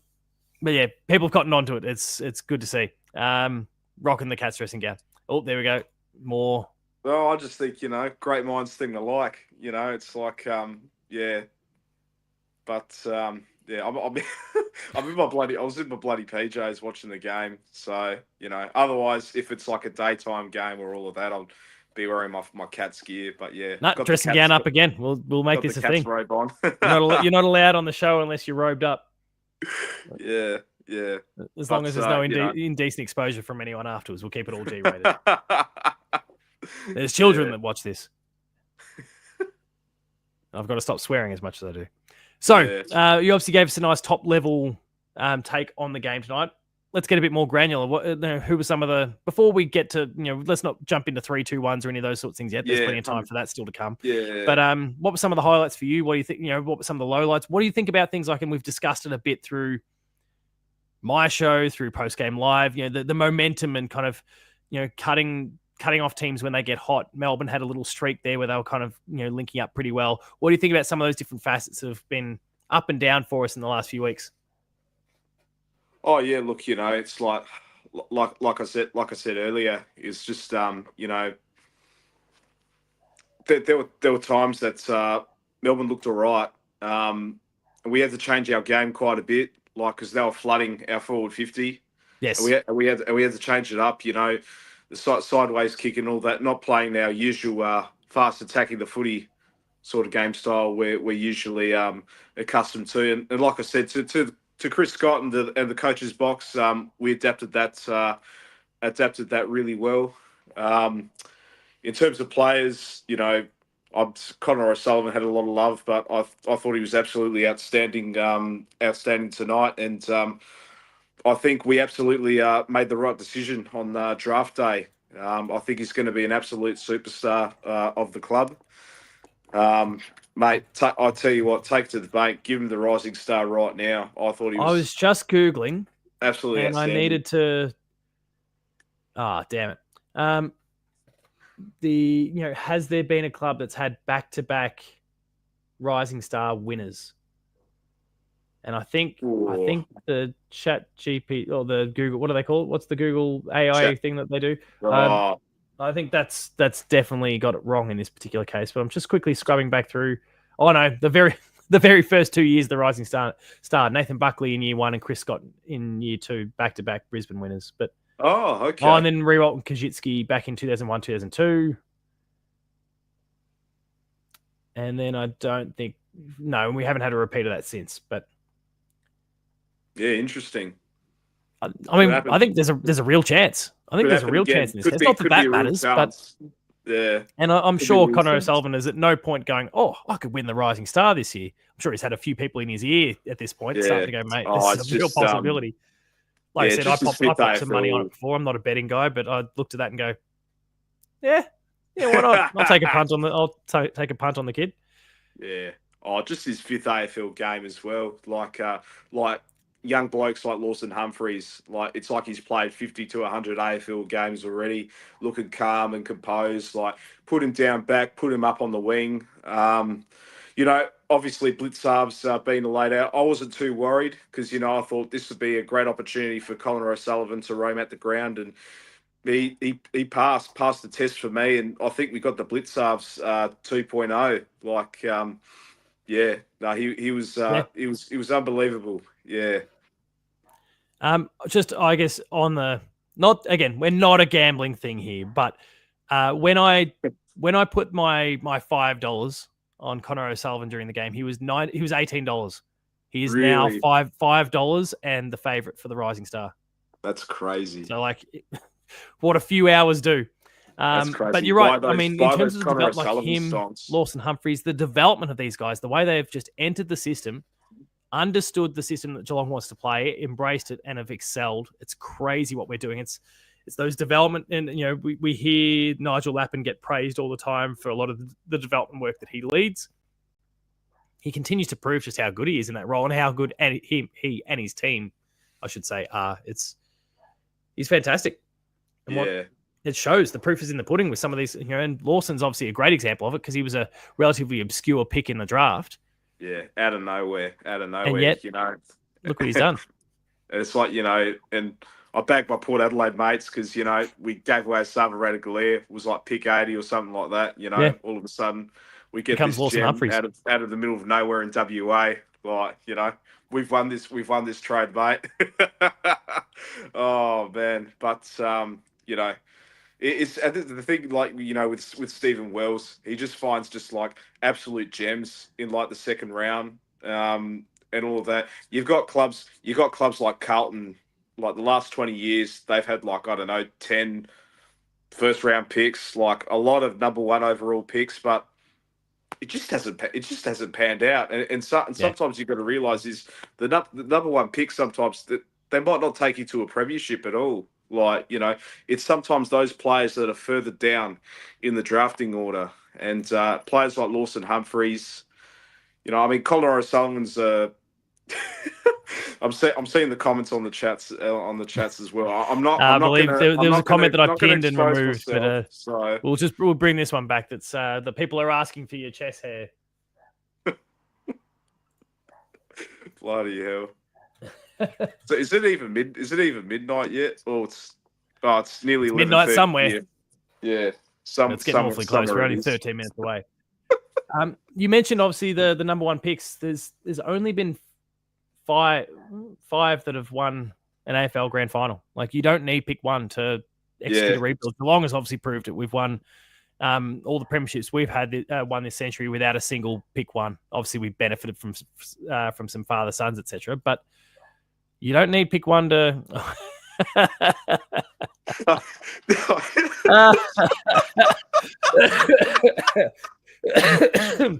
Fuck me, bro. Shadu, have you won a pizza yet? Because I think you just won one. I think he's front runner for the pizza. Yeah, I think bloody hell. I think we've got a leader there. In fact, I think it was one of your comments earlier on that I. I think it was the farm, Clayton Oliver. Yeah, and I'm pretty sure that was Shadu as well, right? So I think. Yeah. Oh, here we go. Ben's also saying new goal. Let's make it happen. Time to get the rug out, mate.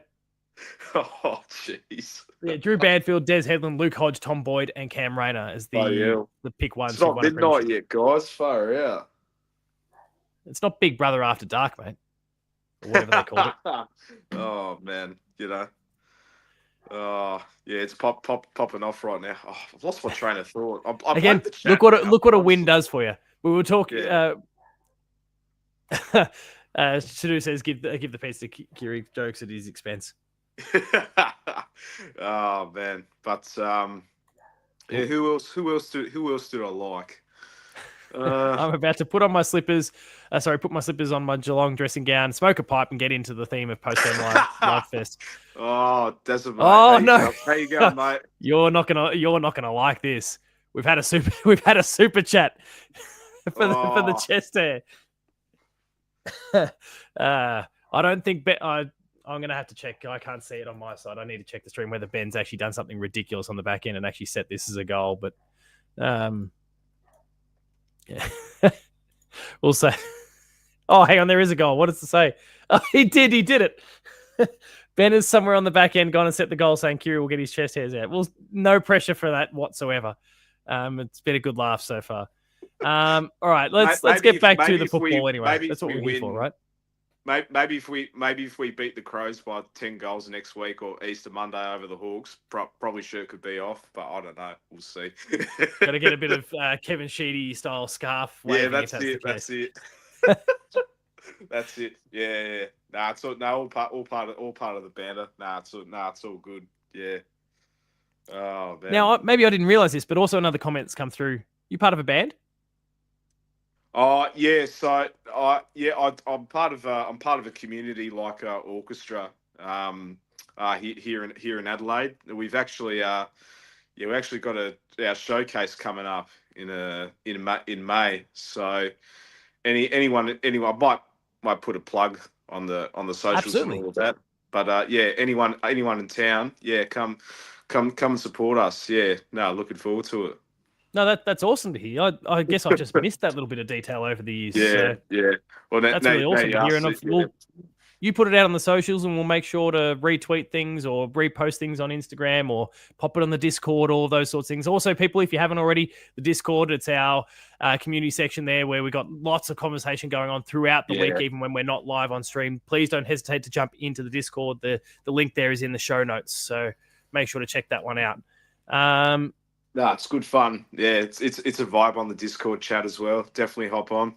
It definitely pops off on game day as well. Now, yeah, Jezleko does mention loves listening to your analysis. It's always spot on. Let's get back to that because you. A lot of the chest air comments took us off the train of thought. So let's get back on the tracks again.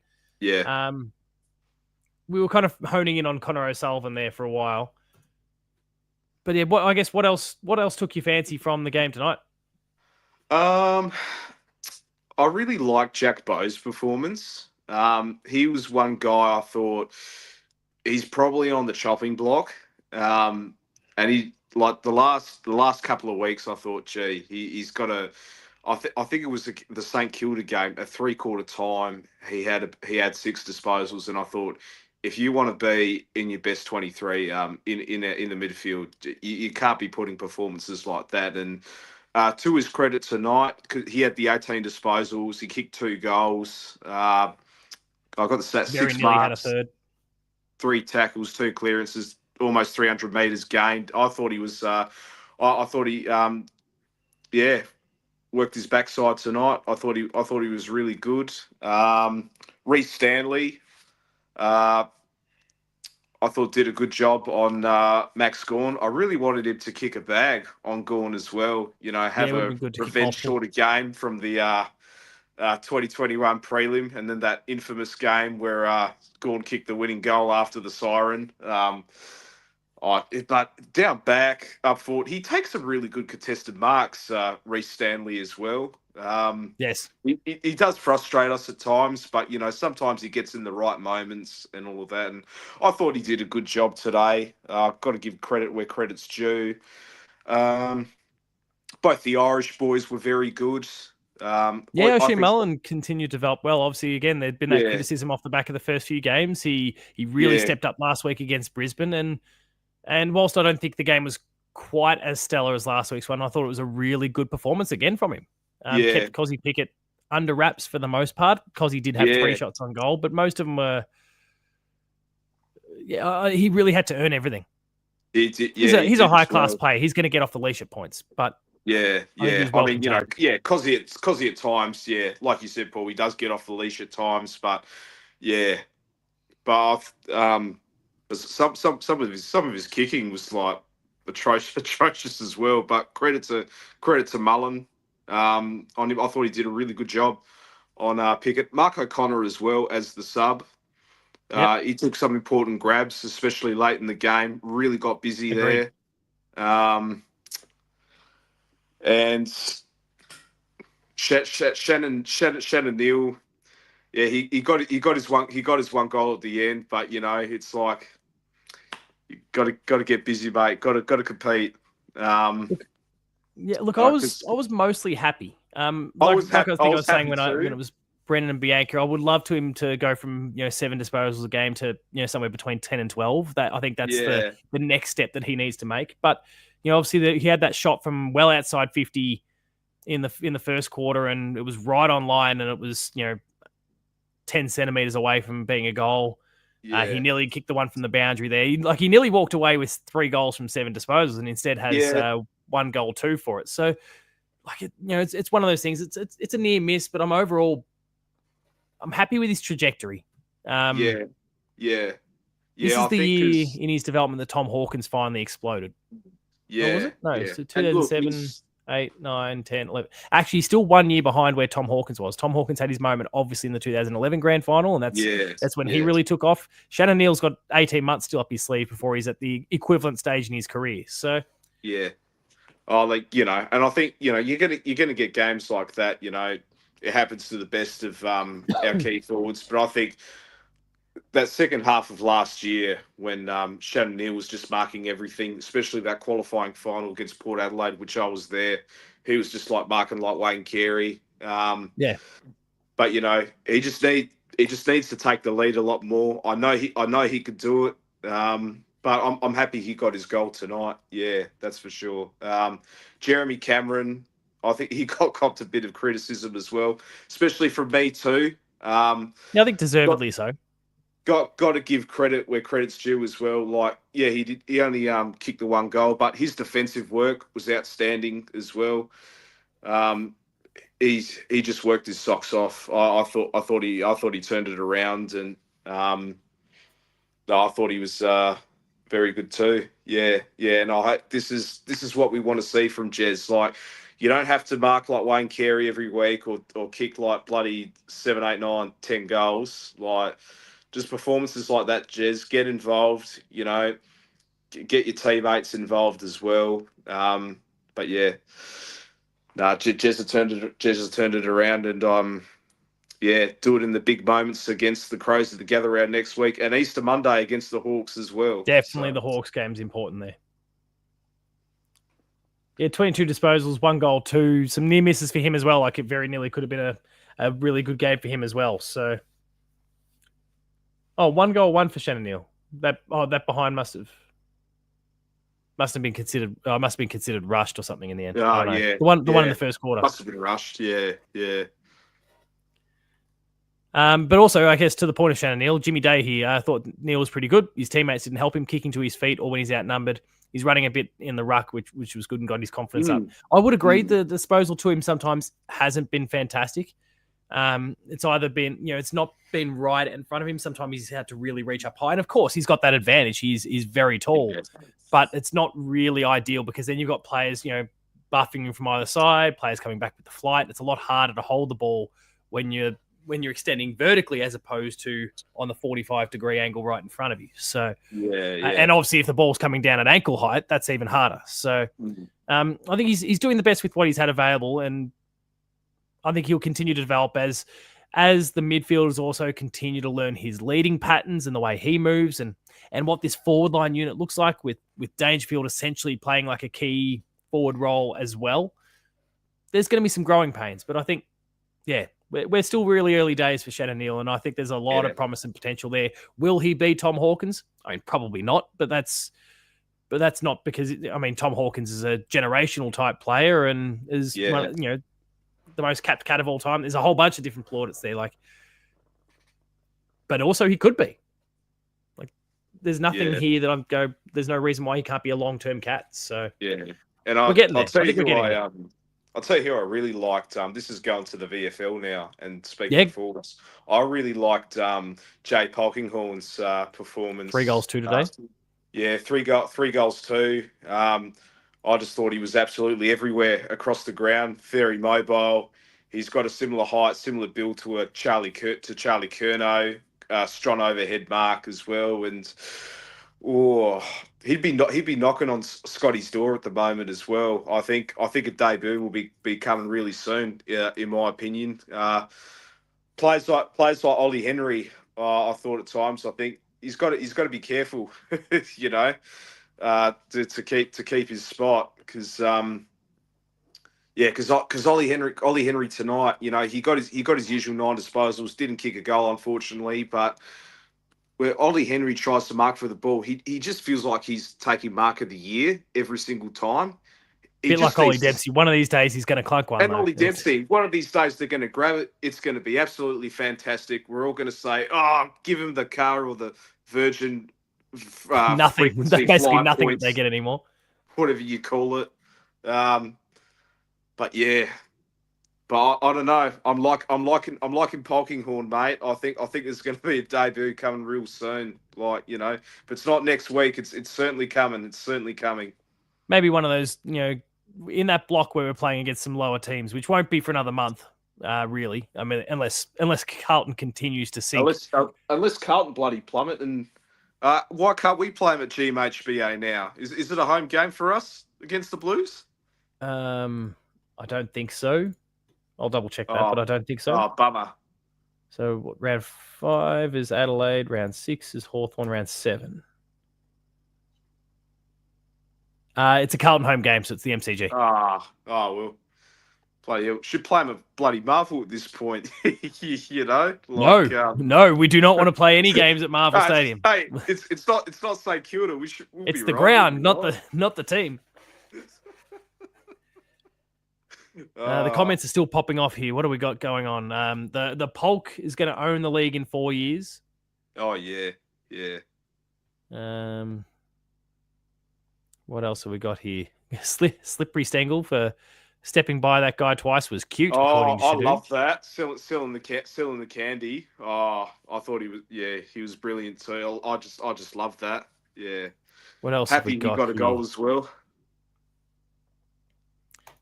Jared Fox, give Clayton Oliver and Christian Petrarca their allocated farmland now. We're really leaning into this too much. These neutral supporters are going to go wild with us just continuing. Like 100%. It's bad enough that they make jokes and suggest that we're doing something fraudulent, but now we're even within the Geelong community. We're going, oh yeah, give them a block of land and a sponsorship with this mob and this mob. Give them pay money $50K and territory as well. Yeah. Geelong getting the free pass and all that. What have we got here? Geelong's only MCG home game is Easter Monday. They now get 10 at Cardinia. So every other MCG game is an away game for the rest of the season. I didn't know that. So, I thought we were playing. We're not playing Essendon MCG for the country game. Hang on, let me filter this. Team. Because they love having a whinge about coming to Geelong as well. Of course they are. Pack of sooks. Let me share the screen. We'll have a bit of a look at the fixture here. Oh, Ethan said on the chat, country game is Essendon home game. Thanks, Ethan. There we go. We've got the fixture here. Obviously Adelaide, Geelong and Hawthorn. So there's our home game against the Hawks. Yeah. Carlton, the MCG is an away game. The Pies against the Cats is an away game. GMHBA, Adelaide Oval, GMHBA, Optus, GMHBA. There you go. There's your Essendon games. That's an away game at the MCG. Righto. GMHBA against the Lions, and then obviously everything is largely to be confirmed, but we still got the stadiums. So GMHBA Energy, GMHBA Marvel. So our next Marvel trip is North Melbourne in round 20. Yeah. And then we don't have to go back to that hellhole. GMHBA, and the SCG to finish the season. In the MCG to finish the season. So yeah, not too bad for the most part, but yeah, a lot of let me bring us back. Yeah, not bad. As Spartacus says, 10 games at the Catteries it's a big advantage. 100%. 100%. North's 100th anniversary game, is that the game we're going to be playing them, Ethan? Have they already determined that apparently that is the day that they need to not counting finals, by the way. Oh, bloody hell. Yeah, let's ruin the part. Somehow we're pretty crap at when it comes to special milestone for opposition teams. I feel like we're sometimes worse at celebrating our own milestones. We tend to get lost there. I still think about Corey Enright. Oh yeah, that was the game against Melbourne and Max Gordon dominated. Yeah, that was terrible. At GMHBA. I went to, I think it was Tom Hawkins' 300th game qualifying final against Port here. COVID bull, mind you. That was terrible. Those 2 seasons don't count. Let's be real. Nope, there's a star next to Richmond's premiership. We don't count it. And Melbourne's as well. You know. I mean, I've got a few Melbourne supporters at work, and they are just ruining the whole thing. Considering that they've ultimately, they didn't get to see the premiership. So Toby Green walked all over us in his 200th. Yeah, he did, didn't he? Yeah, bloody hell. The GWS at KP, bloody hell. That's scary. I don't like it. Got to break, But got curses to like break that streak. these streaks are made to be broken, right? So 100%. You know, we beat Freo, but somehow we don't beat St Kilda. But they always play their grand final there. But you know, Spartacus is trying to upset you South Australians here with how did Adelaide get gather around? Someone got blackmailed at AFL HQ. Them's fighting words, mate. I think we'll have some inner community verbal stoushes off the back of commentary like that. Be very careful, I think. Yeah, you don't. Hopefully, Lucas is not hearing that as well. Oh no, Lucas has been popping off in the chat a little bit lately. I'm sure Lucas will be on before the show is out. So 100%. He did say he was waiting for post midnight. Well, it's post midnight in Victoria now, mate. So you're welcome to pile in and I don't know, say your piece. What else have we got here in the chat? Is there anything else? Because we have kind of got distracted by the chat at different points. Is there anything else that you really wanted to highlight, or any stats that you wanted to talk about, or anything else from this game today that you really wanted to hone in on before we get to your 3-2-1s? Oh, what else? What else can I say? I'll just. Apparently, you South Australians can't spell, according to Spartacus. That's a bit harsh. Yeah, it's a bit. That's a very broad brush you're painting with there. No, I'll go to my 3-2-1s, and I'll give you my thoughts probably for next week as well. So please do, yeah, 3 votes. I'll give to Patrick Dangerfield. Three goals too. I thought he was influential in the forward line, and when we needed him in the midfield, we put him there. I just thought it was another captain's performance from him. 2 votes, Zach Guthrie, with the 30 disposals, nearly 500 metres gained, the 17 marks. Thought he was absolutely everywhere, and I think he's become probably our best intercepting defender this year. Yeah, he's gone to another level. Yeah, gone to another level, and I think Kaji Greaves, Mellors potentially, all Australian squad. Tough competition as well, but I think at this rate, I think he'll definitely make the squad. And 1 vote I'll give to Connor O'Sullivan, the Rising Star recipient, and we've already talked about 2025. him. So, yeah, pay out those bets now, sports bet. I'll take the win. But yeah, gamble responsibly as well. Of course, please do. Yeah. Ben asks you. Yes. Where's the meetup spot next week? Oh yeah, so I think I'm thinking probably for those going to the gather round next week, those making the trip, probably meet up at the Strathy off of North Terrace, which is like 10-15 minute walk away from the Adelaide Oval. It's what we did last year at the qualifying final. Yep. Quite surprisingly, a few Cats fans turned up. So I thought we were going to go in there. There was going to be a full of Port fans, but there was one section of the room was full of Geelong fans, which I thought was fantastic. But let's take over the room. Let's all march to the Adelaide Oval. Show the Crows whose house it is as well. It's not we're the pride of South Australia playing over the P8s. We are Geelong, the greatest team of all. So, the second verse as well, which I think is upsetting opposition supporters, with the amount of airtime we're getting. And that's I know I'm distracting here. I hate the second verse. I absolutely hate it. I'm not crazy about it. I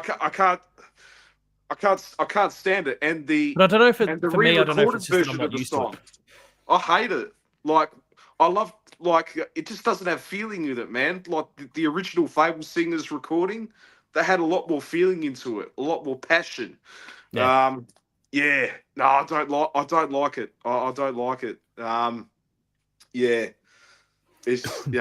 doesn't sound right. And this is the thing they do, right? Because I've been to a number of Cats games here in Adelaide. The boys run out. They play the original recorded song, right? We win. They play the new one. What the fuck, man? Honestly. Right, I had no idea. And also, good to hear that the first F-bomb hasn't come from me tonight.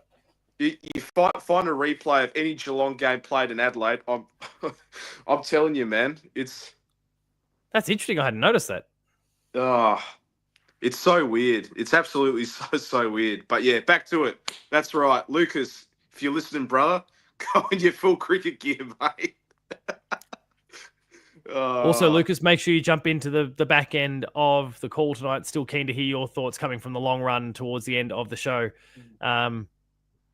But yeah, anyone who is considering going to the Gather Round game next week against the Crows, you've seen the details. Ben posted the link there, strath.com.au, if you want to kind of get a bit more info about the place. You obviously heard those details, and please, I'm sure it'll get discussed in the Discord as well. If you're not a member of our Discord, jump into the Discord channel there. It's free to access. It's just a community forum. And we've got a meetup section in there, and there'll be lots of conversation about meeting up and times and locations and all those sort of things. So if you need those details, consider that as well. And yeah, maybe Lucas will show up in his full cricket kit. 100%. And let's be all in full voices as well, and let's just enjoy it. It's really looking forward to it. It's going to be my third time going. I've been to both of them. Will be my third one now. It's going to be fantastic. I'm going to some other games as well on the Saturday. As you West should. Coast, Carlton, and Melbourne and Essendon. West Coast and Carlton will be interesting. That's for sure. Could be a battle for the spoon the way things are going. Yeah, we got the Spoon Bowl at the Adelaide Oval. Can you believe? That one's at Adelaide Oval. Yes, that wasn't. Oh no. No, yeah. And instead you've got Brisbane Lions and the Bulldogs at Norwood. So but gee whiz, that's because I thought, oh gee, why am I going to a dead rubber game now? But now this is going to be hyped up by SEN. You mark my words, mate. Kane Corns and David King, they're going to be frothing about this, mate. Of course they are. But yeah, no, I'll be going to some other games. Like, if you guys want to meet up at the footy festival and all of that, let's hit up on the Discord, all that sort of shit. And yeah, no, keen to see you guys, keen to see you all. So we'll see. And we'll see you next week. One of these days, I'm not going to Gather Round this year, but one of these days I've got to get over. I'll, catch up. We'll go check out a game together at some point. Absolutely. Very, very keen to I haven't seen a game outside of Victoria yet, and I very much want to be doing that. There is a game. There is a game in May. We are playing Port Adelaide. I forgot what the actual day is. It's on a Saturday. So I don't know if you can get like a substitute teacher on the Friday. You could fly. Oh no, don't worry. If it's a Saturday, I'll just fly in, fly out if I have to. Yeah, that's appealing. But I'll be there for that one as well. I think it's round 10. Yeah. I'll take a quick look now. Yeah, at 4:15. But yeah, I'll be there. Lucas will be there. Yeah, do like a hoops crew sort of like meet up as well. But yeah, no, we are playing Port Adelaide next month as well. That's coming up quick too. Spartacus says he'd rather go to Werribee than watch West Coast and Carlton. It's that painful. Werribee's a bit of a dump, so that's fair. I got you 3, 2, 1. Well, mate, thanks so much for coming on board. Looking forward to you representing the Cats and the Hoops crew and everyone next week with Gather Round. Do us all proud, especially for those of us who can't make it. And if we get the win, we've had the super chat. We'll have the rug out next week, and we'll see how it goes. Get it all groomed and looking shipshape. Thank you. Always a pleasure to be on Postgame Live. Great to talk, especially after a win as well. Thank you once again. Have a good night and enjoy your weekend. Enjoy your school holidays as well. Oh, mate. I need to just sleep. My wife and I need to get some rotations going so the kids don't wake us up so we can just sleep. That's all I need right now. But here I am. It's quarter past 12 at night, and I'm just pushing on. So she might find me here face down on the desk in the morning, and the stream's still going. We'll see what happens. Thanks a lot, mate. It's awesome. And are you going to make your way over for some games in Victoria at any stage over the course? Is that on the cards at all? Yes. Yeah, I'm going to the Easter Monday game the week after. Oh, well, we'll have to catch up for Easter Monday then. 100%. Yeah, absolutely. Yeah, no, Looking forward to that as well. Definitely chat for sure. Well, then I'll see you in a couple of weeks. Looking forward to it, mate. Yeah. Yeah. Get Kate. All right. Well, thank you. Enjoy the night. Enjoy the win. And we'll chat nice and soon. Yeah. See you, mate. See you, mate. Have a good one. See ya.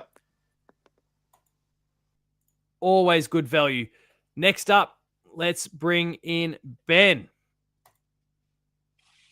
How's things, mate? It's going all right. Yeah, hi. I'm Ethan's brother Benjamin. Hello from San Diego. It is 6:15 a.m. Ooh. as I'm starting to talk with y'all here. Thank goodness I'm on spring break right now, because otherwise I don't think I'd be doing this. So I mean, well, partially on spring break. So I'm down here in graduate school getting my master's and teaching In what? credential, actually. I want to teach elementary school, primary school. Admirable profession. Only the best people get into teaching. Yes, sir. I heard about A little bit of heard about bias you. creeping in. Yeah, heard about you being with the year 12s. But yeah, I've wanted to teach what you guys would call primary school for a while, and got this opportunity. But the site where I'm doing my student teaching is off on their spring break right now. So you get a bit of a break easy too. for me to stay up. I've still got a class in the afternoon over at the university, but no big. I have a feeling that next week, once the thank you Sputicus, once the time change comes in next week, maybe I'll just crash early on Wednesdays and Thursdays to try and be up for the 2:30 a.m. starts. We've got some friends over on the East Coast. We were part of a whole American footy fan circle. Oh, that's awesome. Craig from A Yank on the Footy, for example. Yep. He's also a teacher, a high school teacher. Again, like I said, only the best people are in the business. Yeah. We keep it humble here. Yeah, following my mom's footsteps there too. But I mean, what Craig and some of the other ones do is those games are like sunrise games for them. So maybe they watch the first half and then go into work and watch the rest. Tougher for me to do that, but yeah, for sure. Interesting to come on here as more of a third party. I mean, I've got my robe on. This is my bathrobe. Don't worry. There we go. It's really me letting the team down tonight, actually. Oh, yeah, actually, true. I might need to just throw a splash screen up at some point. I'll just quickly go drop the overlay on the whole thing and and quickly sneak back and change into a robe. But anyway, let me get rid of that. Yeah. I mean, I'm really coming in here as more of a third party because I'm a West Coast Eagles member. So look, I completely agree don't have when the it best comes taste to in the team. And if there's ever a time to jump ship, now is the time, of course, when Harley Reid comes to join the Cats. Or Essendon or Hawthorn. Yeah, or probably Hawthorn. Which would be a disgrace for a Geelong fan. It would actually be a disgrace for a Geelong supporter. Surely there's his heart is saying, no, I can't do this. I expect to see him on some side of that round one Essendon Hawthorn game next year, unfortunately. But I mean, it is kind of crazy. I mean, West Coast and Carlton does look like a spoon bowl for gather round, but that's going to get the Adelaide Oval spot because it's going to draw the fans rather than the quality of the game, as opposed to the Lions, who still can't get an Adelaide Oval game in year 3. Yeah, I don't understand the rationale behind that. Now, I'll admit I didn't look at I might actually bring up the full fixture now and see if there's any others that seem a bit odd. Round 5. So obviously Geelong and Adelaide with the Thursday night spotlight. Same with the Pies and the Swans on Friday, and I've got no issues with any of those. Yeah, North and the Suns. Obviously, the Suns have really improved, but in the Barossa, that makes sense. Adelaide, the Adelaide Oval one for the Blues and the Eagles. I mean, I know things haven't worked out for Carlton to this point, but I feel like the AFL, when they were scheduling, at least would have known what to expect with West Coast. And you go, well, that's not really going to be the marquee thing that we perhaps want to put at Adelaide Oval, especially when you've got the Dogs and the Lions playing that same day. Dees and Dons doesn't look super attractive. Either. Yeah, true. That's a rough night for Adelaide Oval. Yeah.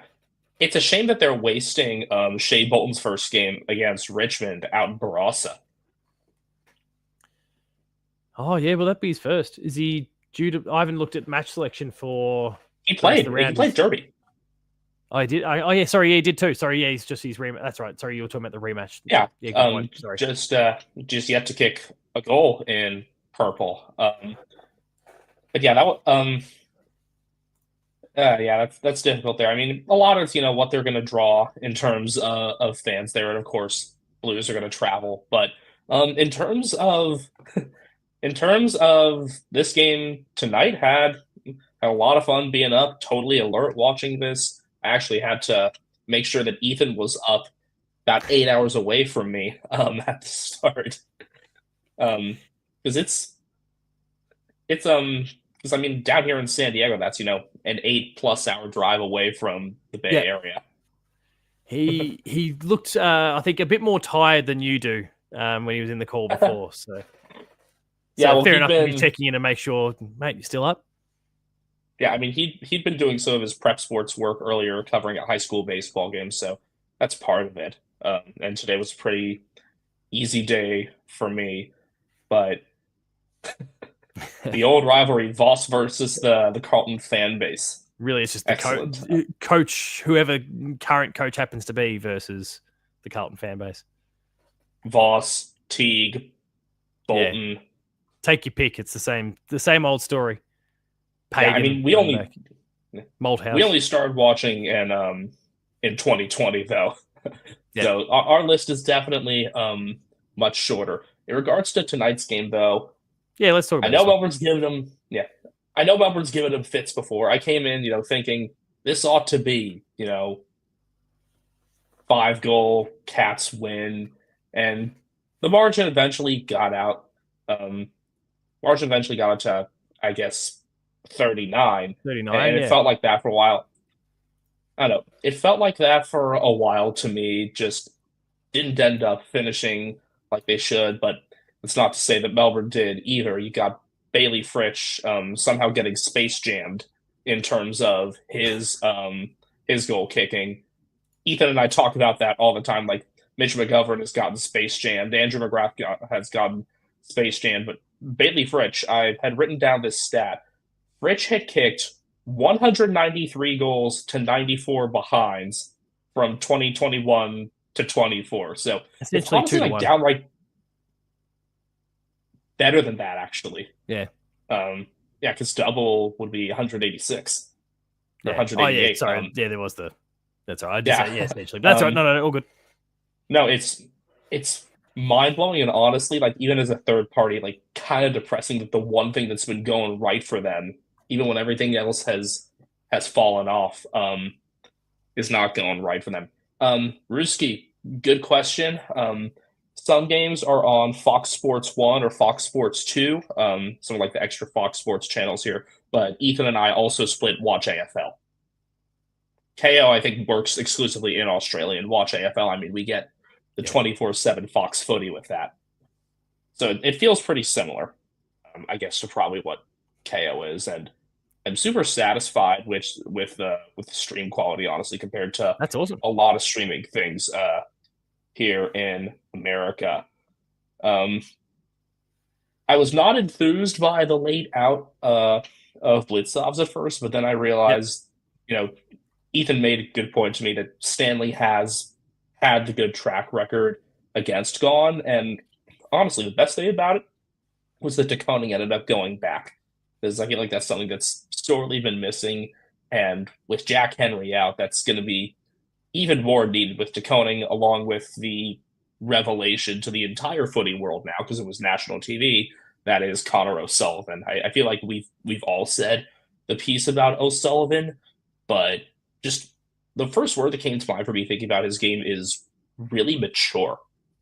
Absolutely. Yeah. It was that poise, just consistently balanced, read the ball really well, solid hands. The skills were good, but there's that maturity well beyond his years that he's demonstrating, very similar to Lawson Humphreys, really. I mean, Humphreys is a couple years older. He was a mature age. Yeah, he was a mature age. Yeah, I mean, Swanee's reserves, though. Just a surprise that it's worked out so well there. But, I mean, O'Sullivan, I like what he does on the wing, but once Henry went down, obviously that wasn't as much of the need. And then the other one that I really liked there, I mean, you saw O'Connor helping out in defense somewhat once he Yep. came on, but O'Shane Mullen, I think this either tied a career high in disposals for him or was a career high. I'm still not going to call him a refined player in any respect. No, he's but still this developing, was very much developing. but it was a cleaner game from him. Like, his only error was that late holding the ball call where he nearly got it out anyway. And it was just good to see him in a supporting role and probably quieting some critics. Because Ethan had been really high on him. I've been giving Mullen the benefit of the doubt, and this was just a game where he was very much in a nice team player role. 16 disposals is a new career high. Oh, cool. You jumped onto that even faster than I was. And 8 marks for him as well, which might be a high as well. We've been talking. This stream's been going for nearly 2 hours now. We've talked about most of. Stanley will have a statue when it's all said and done, says Ben. Premiership player. Why not? Give every single one of them a statue at this point. And Collingwood need getting to work on the Billy Frampton statue. Yeah, and what better yet, especially get all these statues around GMHBA, and then we'll get the government, the taxpayers, to pay for it. That won't upset any non-Geelong supporter at all if we get another upgrade and a whole bunch of glossy statues at GMHBA. Honestly, isn't it just probably in the Victorian government budget at this point every year, just like Geelong Cats tax write-off or something? Yeah, like they want to see success, look after the country, promote the country by making the football team dominant. It's working well. Yeah. This was a game where I don't know, I didn't expect Geelong necessarily to push the pace, but was surprised by just the amount of uncontested control they had. Yeah, I was quite surprised by that too. I thought they'd try and make a bit more of a fight of it, as in Melbourne might make a bit more of a fight of it, and it might be a bit more congested and contested, but it didn't work out that way. Nah, they'd been exposed a bit defensively the past couple weeks. May had an absolutely awful game against the Suns and was whining every chance he could too. He was still whining in this game as well, but better game from him certainly. But Melbourne kept a man back, and that just meant Geelong could just honestly, in a very Adam Simpson-esque way, coming from an Eagles fan, just be willing to stay uncontested, switch around the back, and then just wait for those right short connections to pop up. It's the right sort of game plan if your opponents give you that license for it. I'm plenty to question about the strategy a couple weeks ago, last week even as well, but with how things works tonight, if you smell what Chris Scott is cooking. There's some good things going on. Obviously, we've had some weak moments through some of the games in recent weeks, but I'm a fan of what is being built there at Geelong, and obviously the way we are developing. We're still kind of developing on the run. You're getting your O'Sullivans coming through. You've got development we're starting to see from there was obviously the questions and concerns from a lot of people around O'Shane Mullen early. He's starting to push back on that with some really good form in the last couple of weeks. That I spoke about it with the VFL and the players who are excelling in that space as well. Like that next tier is really thriving. Either those who are just squeaking in and getting a game, or even those who are spending more time in the VFL. We've got so many players who can just step up, walk in, play the role, play it to a high standard, and potentially give themselves a chance of winning a premiership at the end of the year. It's quite incredible the way what Chris Scott and the team are building or what they're cooking. If I really want to lean into the theatrics of it, it's awesome. I love what we're doing, and it has Geelong poised to be, I guess, consistently relevant for another 10 years, much to the disgust of most other non-Geelong supporters. Yeah, I don't know why we have trouble with some of the VFL streams here, but the way it's been talked about in the highlights that I've seen, I know there was some concerns in with I think the margin in the first half. I think they were down at halftime, if I'm correct. I'll double check it, but I think that sounds right from memory. Certainly last week against a bottom of the actually we spent the majority of the game behind. We led for moments through the first quarter. We poked our nose in front briefly during the third for about 6 minutes, and then really didn't reclaim the lead properly until maybe the 10-minute mark of the final quarter, and then held onto it from there. We would have spent 3/4 of the game trailing, if not more.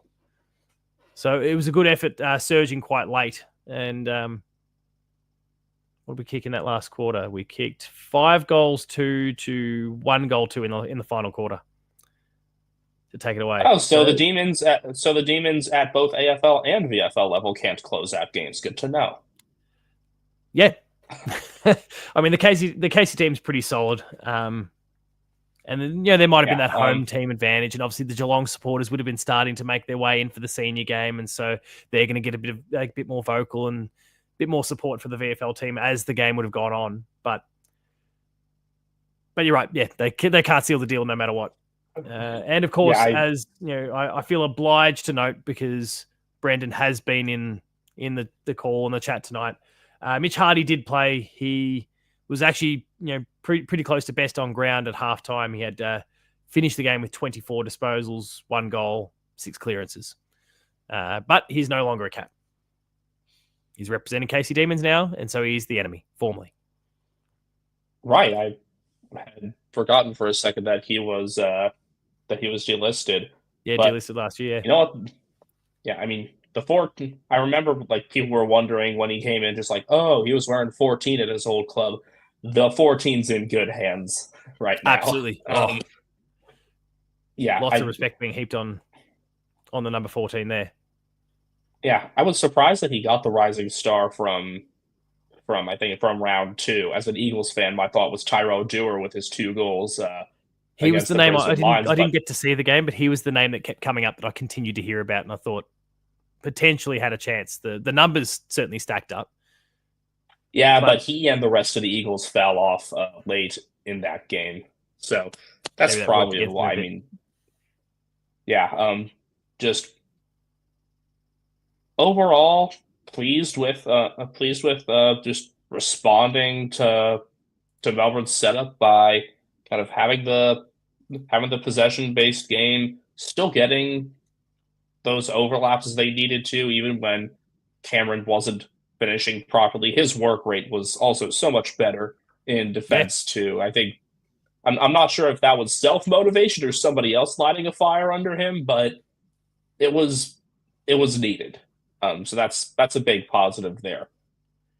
Yeah, my gut says, and obviously we don't have the luxury of being behind closed doors and hear some of the conversations, but everything that we hear when Jezza speaks to media is he doesn't really know what the coaches are saying. He doesn't really dial it in, and they just kind of seemingly give him a license to do what he wants for the most part, which he's definitely earned that license over the years. But I think it does mean that every now and then he's finds himself in parts of the ground that he's not as familiar with, and structurally he's maybe a bit weaker in, and then loses the impact where it really counts. So I saw some of the commentary early on. I would like to see him, and I think I alluded to it in some of my Paul James Show episodes during the last week. I wouldn't mind seeing him spend a bit more time deep forward, just to stretch, for the most part, to stretch the ground. You can't, as an opposition team, you cannot afford to just let him play deep forward in the goal square so that you can maintain the structure that you want to set up. If he does that stretches the ground, gives Geelong more room to move if we can break free from a clearance. I think there's opportunities around that, but I know he does like to get around and utilize those other assets too. So it's a tricky one. Maybe that's where danger really can come into the game even further, as that deep forward that stretches the field of play out. That's definitely where danger did. I mean, a tone setter there. Yeah, 3 goals for the first time since 2021.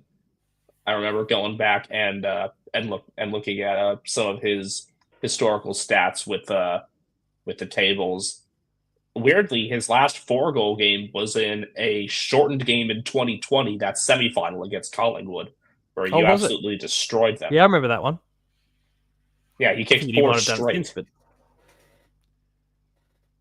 Oh, we'll have to ask your thoughts since Shadoo's actually referenced it here, and you are a West Coast supporter. Talk to me about Harley Reid, and not the fanciful Geelong move that all of us here in the community might will. Talk to me about your take on Harley Reid, the West Coast player as it stands. All right, cracks knuckles. I know that he missed some time in the off season, but the fact that he still isn't able to run out games in the midfield is definitely a concern. Well, that's really needed right now, especially with no Elliot Yeo in there. Yeah. Because he played off Yeo really well at times last year. And yeah, you've got Kelly, who seems to be into things so far, and Liam Baker, who can contribute, but I think Elliot Yeo is most definitely that tone setter. They're missing him, and Harley's missing him. I want him to have more time, center half forward right now, just to get him a bit more of the ball closer to goal, get him some more goal kicking opportunities. Because look, if he's hitting the scoreboard, just maybe he'll have this idea that he wants to stay and see things through. But it's tough to find optimism right now. Yeah, there's obviously some sort of tall poppy stuff there, and he's under all sorts of scrutiny from Western and Eastern media alike. My big concern with the club is the status of Oscar Allen. And I know he's remorseful and all that, but he's remorseful because he got caught and called out. Yeah. I do wonder if that maybe nips things in the bud a little bit. Like if he gets a little bit gun shy, or I'd be curious to see what impact this would have on the transaction. Of course, we'll not know until there is or isn't a trade or some sort of movement at the end of the year. I think he's a free agent, isn't he? It might be one more. It might be one more year because I think the first rounders get 3-year deals now. Oh, sorry, I was talking about the Oscar Allen part of it. Oh, Oscar Allen, yeah. Just because he was obviously in that same conversation with a bit of egg on his face off the back of this meeting. Yeah, he's out of contract. Yeah, Harley has a year to go. Yeah, that's a depressing one because Allen seemed like this heart and soul guy, the guy that I compared him to. He might have even compared himself to Mark LaCroix at times in terms of being this all-in Westerner, and just he made so little effort to actually get into the game. I mean, Alex Pierce was dominating that matchup. Great job by Moose, but there's so much more that Allen could do, that he's shown he can do. Just if you can't do anything else, try and be a bit like Cameron, get up and mark on the wing. And he didn't even do that. So outside the first 15 minutes, not a fun derby. Yeah, that's fair. I mean, Ben is I don't know is completely lying with his comments here, saying Harley Reid met with Chris Scott during the week. But sorry, it may not be a lie, but he's certainly making it up. He doesn't know if that exists or not. So who knows? I'll believe it at this point. Now watch SEN run with that. Yeah, we heard it on this YouTube channel called the Hoops Crew or something. Yeah. Don't worry. I'll trust Triple M not to mess it up because Rudy's over there. Well, yeah. I did see back to the the comment Cats, there though. from Spartacus also about Enoughy vote 3-2-1 this week. I'll put it out there. God. I have already recorded Enough of the Week this week. I recorded it on Tuesday. It has been well and truly in the bank, and Oscar Allen is the one that is going to be on the receiving end there. The nature of this whole thing as captain as well, I think, is the thing that almost drives me wild the most. When he and I recorded it before he then made his apology, but no one at the club, no young player at the club, Harley Reid, who as a club you are trying to retain, is going to take a word you say seriously. Respecting the jumper, respect this, do this, when everyone knows, and people aren't foolish. Players have their have management speak to other clubs and those sort of things. But for this to be so public, to be so brazen, to be the captain of the club doing that is really not, or co-captain in his case, sorry, but is really not a good look. And I think he's probably lost a lot of respect with his teammates, and they're not going to take him as seriously as a result. It's a shame. No, they're not. And I mean, I don't think Liam Duggan's any better of a leader either, with just the struggle, the things he's been doing on the field. I mean, honestly, we've seen, guys get traded in and get captaincy very quickly. We saw it with Jordan Dawson. give it to Liam Baker. He actually wants to be there. Yeah. Getting back to the Cats focus, Yeah, though. please. I mentioned Mullen as one of the highlights. Really, really pleased with Ted Closey's game as well. We knew that he wanted to be physical, just because that's how he has always played. But he's definitely grown into his frame more, maybe bulked up a bit over the summer. And then it's the kicking accuracy that really impressed me as well. In the 22 this time, trying to pull up his stats here. It's not anything that's going to totally blow Yeah, you away. if you look at it at face value, you go 9 disposals. That's not that good. But when you actually kind of dive a little bit deeper into those numbers, there's a bit more substance to it. And there are some things that are immeasurables as well. I'm kind of just quickly searching he actually was like tied for the lowest fantasy points on ground for Geelong, along with Ollie Henry. But 3 inside 50s, 3 score involvements, including an assist. I just thought smart involvements in some things that aren't going to show up on the scoreboard as well. Just getting in there at times. So that's a big plus from somebody that we've been waiting for. And this is a game where the midfield definitely did have to do it a bit more by committee at times because Max Holmes was taken out of the game. That's a plus for the Demons. Tom Sparrow did manage to keep Holmes much quieter than he'd been in prior matchups with Melbourne. But I was also waiting for somebody else to be that other guy in there for the Dees. I've been waiting for it to be Trent Rivers because he had done that time last year when Petrarca and Oliver were both out. But now Rivers is back at halfback where, he was a premiership player there. You talked about Melbourne Melbourne needing to adjust and rebuild, but they can do it quickly. Back in the 2019 draft, they drafted 3 premiership players within 2 years. Because they had Luke Jackson, Kazi Pickett, and Trent Rivers. But now I'm just crying out for Rivers and Caleb Windsor to be doing more through the middle. They're so hesitant to try Windsor in the middle. You've got nothing left to lose at this point. You're 0-4. Yeah, you won a flag 4 years ago, but at this point, I'm starting to think Simon Goodwin is going to be sitting back home in South Australia this time next year, unless the Crows fall apart and he ends up coaching them. It feels like there's and this is probably, if I'm being real, it's far too early for me to make a comment like this, but it feels like there's a Richmond-style purge maybe coming Melbourne's way. Of course, Cozzy has been long entertaining options to go over to the West Coast, and Freo obviously being serious contenders in that particular race. It's Freo. And Freo's Freo. They've already got his spitting image cousin too.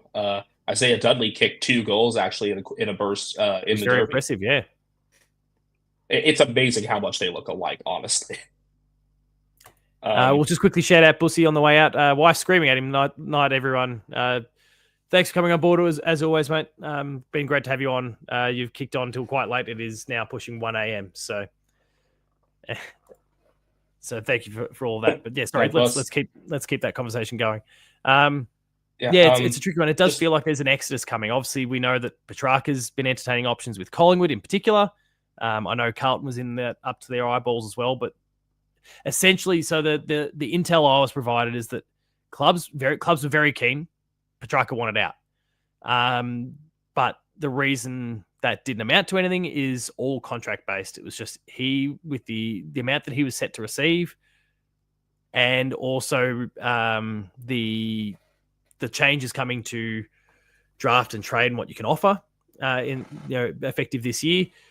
You're able to trade more than just 1 year worth of future picks beginning with this coming trade period.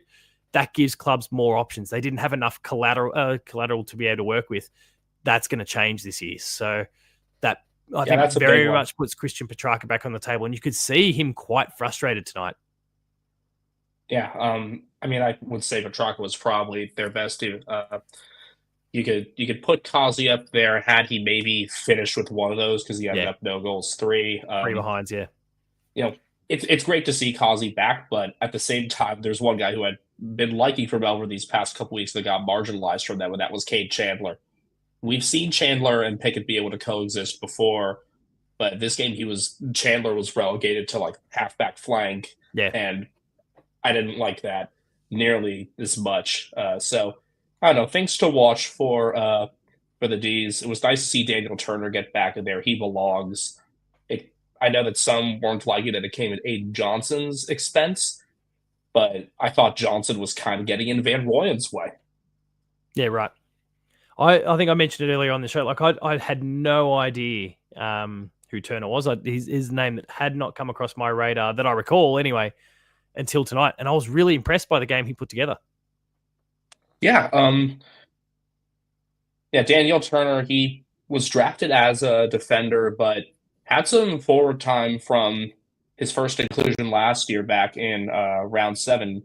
He's had in 2021 draft a few he's had a few multi-goal games now. He had 4 of them last year, including a 4-goal effort late in the year against the Suns. So, he'd been sidelined by Johnson coming in. Yeah, Disco's his nickname. There you go, Ben. I just want to see if there's a way that they can work where Van Rooyen's still able to get his and Johnson at the same time. I'm just not sure if that's possible. I think Van Rooyen needs that ruck time in order to get into the game a bit more. Yeah. I was disagreeing with Caden McDonald on this on Twitter. You need more of that from Van Rooyen.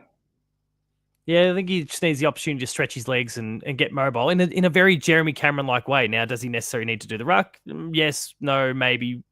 I don't know why I just broke into the beginning of Malcolm in the Middle there. But but I think he needs the opportunity, especially as he's continuing to develop, to work on that skill set, get into the game, learn how to, when things aren't working for you, how to go and find the ball. I mean, this is a guy that also has kicked, 30 goals at least the past couple of years. So it's disappointing that he's been struggling to start things. Big test for him definitely next week against. Actually, no, I'm thinking ahead to. Gather round is up next. Yeah, the Dees have the Bombers next week. So. Yeah, that'll be interesting. Maybe going up against Draper a bit in the ruck, that'll be a test. And then we'll see what kind of Essendon defense shows up because Zach Reed played much better this past week. Yeah. So that'll be that. It is getting close to 7 a.m. here. Jesus, going to be time for me to turn on the IPL by the time I'm done with this. But appreciate you sticking around like you have. Yeah, thanks. My 3-2-1 was having a tough time with the one on this. Ethan gave it to Dempsey. I'm going to give it to Zach Guthrie for his marking presence. And I liked when he was able to push up. Noted a couple times that he was right on the 50 as a marking target. So that was good. And we'll see how he and Stewart might need to adjust with Jack Henry remaining out for, apparently the intel was about a month, I think. Next month? Yeah. That bites. Well, hopefully that means DeConing stays back as well, and Blitzov gets a good split there too. Dangerfield is by 2. Tone setter, again, the first time he's had 3 goals since 2021, and O'Sullivan's the 3 for me as well. I was debating that at first, but I think the full game from O'Sullivan earns him my 3. That's fair. No, I mean, a few of those quite in line with the general sentiment of the night. I'll kind of keep my picks to myself because I've still got to do my reaction video tomorrow. But I think like all those players, I mean, and there's been quite a few others people have spoken about, all absolutely worth considering in any of those 3, 2, or 1 positions. It was very much the team effort tonight, and I think they did very well. Give me some thoughts quickly before you do head off on the gather round matchups that are coming next week. Of course, that's headlined by Geelong and Adelaide to begin with. Right now, we are still considered outsiders for that matchup, but I suspect that tone might shift a bit during the week. What do you think about Geelong and Adelaide? Of course, the West Coast and Carlton game, and some of those other matchups for the week. Well, I think the Crows have their toughest test yet this week as well. They got they've played against, not really impressive competition so far, but they've got a trip up to the Suns that is as mouth-watering as a Suns-Crows game has ever been. Yeah. Just and it is amazing. It is a tough road trip too. Yeah. I mean, the Suns won, what was it, either their first 9 or 10 games at home last year. Well, that does count the Darwin double. Yeah. And they're undefeated in their Darwin tendency. That's true. We'll see if that holds up. But, I mean, what was it last year? 164 to 100 against your lot. Didn't happen. I don't remember that. Don't know what you're talking about. Nah.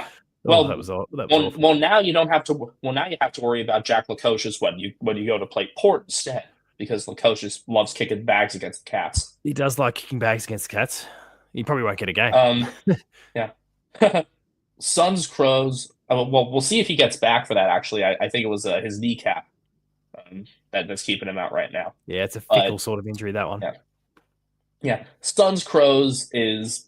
I think that's going to be affecting the line a lot for that. Just that's a really tough one for Jack Henry to miss when you've got those 3 talls in there: Fogarty, Phil Thorpe, and Walker.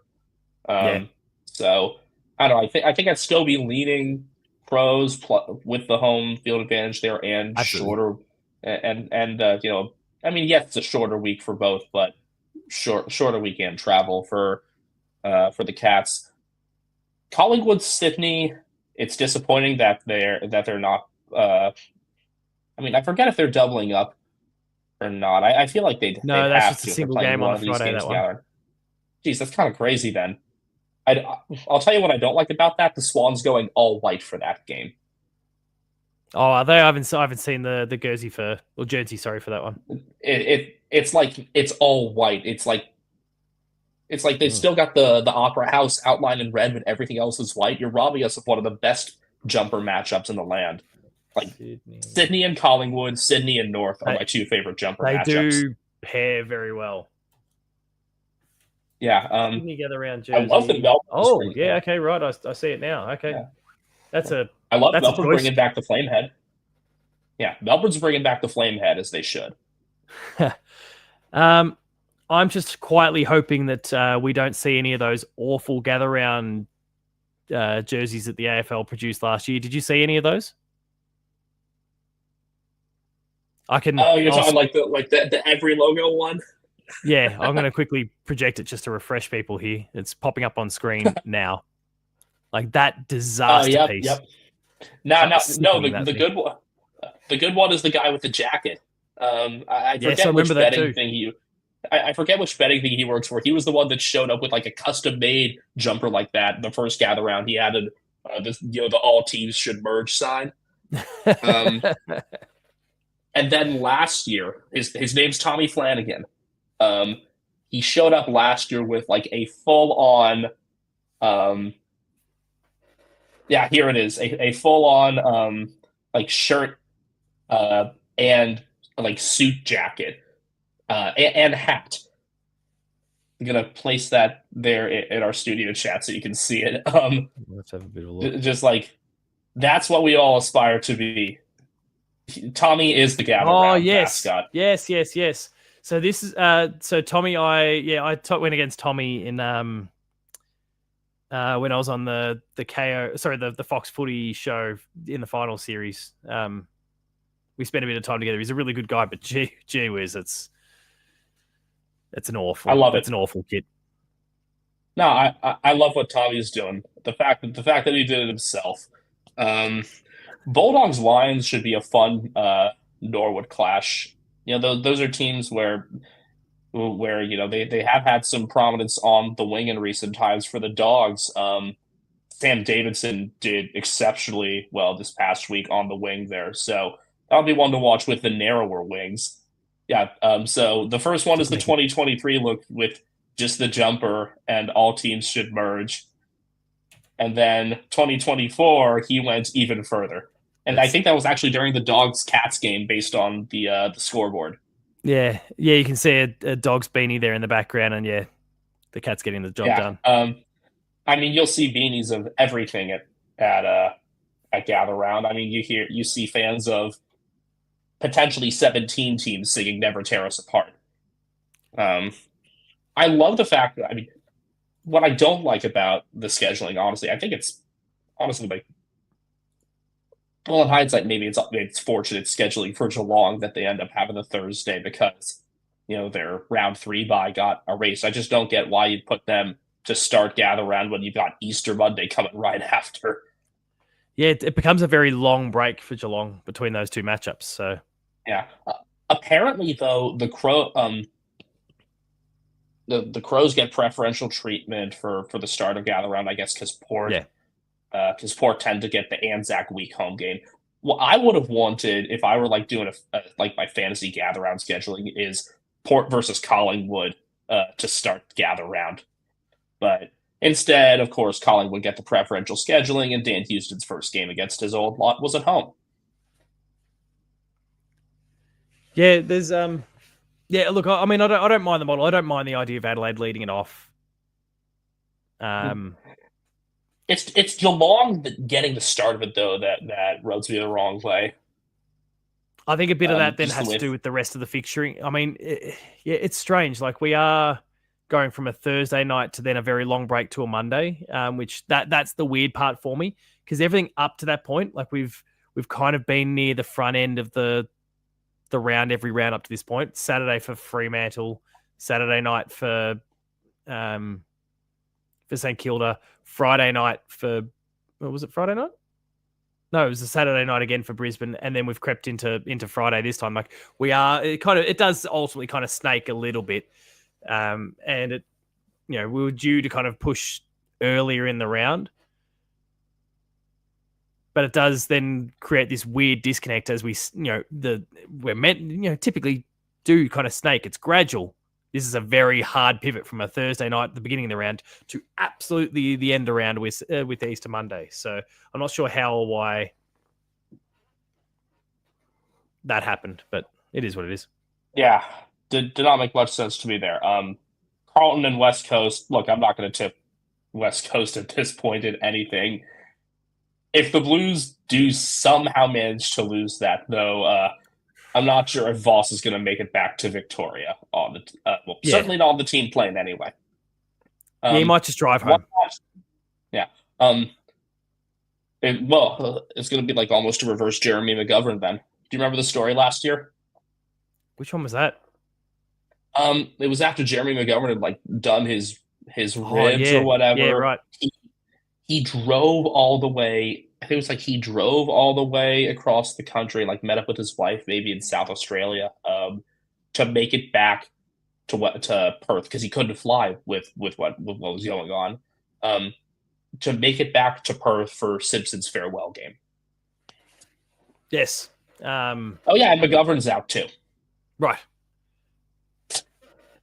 This is a ductor, I think.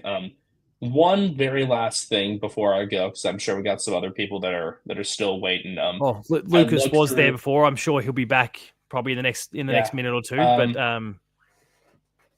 I was looking for the brothers who had won Best and Fairest because that was something we talked about early on. Yes, we were talking about it early on. I see 8 pairings in VFL AFL history and also one from Port in their Sandful days. We don't count that. The AFL doesn't want to count that, so we won't count that. True. You have the Crouch brothers at Adelaide. Sorry, just got possums piling across the roof of the shed. It scared the shit out of me for a second. So it was the Crouch brothers at Adelaide. Yeah, okay, that makes sense. Yeah, Matt in 2017, Brad in 2019. Yeah, right. Collingwood, you have the Dacos brothers, but also the legendary Coventry's back in the day. Oh, of course. Yeah, okay. Sid and Gordon both did. Essendon, Neil and Terry Danaher. Okay. In back-to-back years, actually. Oh, was it? Okay, that's a little bit of extra spice. Just like the Dacoses. Yeah, and going back and learning about the amazing person that Neil Danaher is, I didn't realize like how good of a player he could have been had he not copped so many injuries. Geelong, we talked about the Nankervis brothers, Ian and Bruce. They actually won 5 in a 6-year span. between I think you 1972 said, and 2 for 77. one and 3 for the other, which was a great effort. Yeah. Melbourne has had two pairs. Back in the 50s, it was the Cordner brothers, Don and Dennis. And then in the 80s, Jared and Greg Healy. Yeah, okay. I mean, obviously, Jared Healy acclaimed and obviously still very relevant today with his media work. But okay, didn't. Right. Yeah, his brother won the 86 Truscott medal. I said no Clark idea. had one, and the Bulldogs had one in the 40s and 50s with the Collins brothers. Some deep cuts there. Yeah, I mean, that's the kind of research that I love doing, though. And I don't know, better for a random American to do it near sunrise than to have Swamp waste his time on it. Well, you come to the table, both of you, Ethan as well, come to the table with some really fascinating stats that are great to pick through. So very much appreciate that. It was good to have some of that feedback popping up live in the chat as we went, because I was certainly flying blind, considering it was one of those spur of the moment things that came up. It was very, very helpful to have those, and to dive even deeper now has been good. Yeah, and it's been great to be on with you. Thank you so much for being willing to have a second American and the second brother on. I'm not sure how many of these I'm going to be able to catch just with my work schedule, the semester being what it is, but I'll hop on when I can, and definitely when that Eagles game rolls around, because what is that? Is that round number 12? Oh, that's actually right around my birthday. Well, we'll make sure to get you on for a birthday celebration. We'll see how much of a celebration it is. Well, yeah, maybe for some of us. Yeah. Hey, for once you don't finish against the Eagles this year. Yeah, we've been kind of ending the season with a soft kill in the last few years. It's been good. Oh, don't worry, you get Richmond this time at the G. Okay, so another soft kill. Yep, but if Duncan or Cameron deliver torps this time, it's not going to be against the Eagles, thankfully. Maybe they can still wheel one out in that round 12 matchup. We'll see how it goes. Oh, no, don't worry. Now wait. I can see it now. Whichever Blitzovs or Stanley is in, 70 meters. Yeah. Okay. Let's lean into it. We'll see if we can manifest this. All right. I'm going to take off.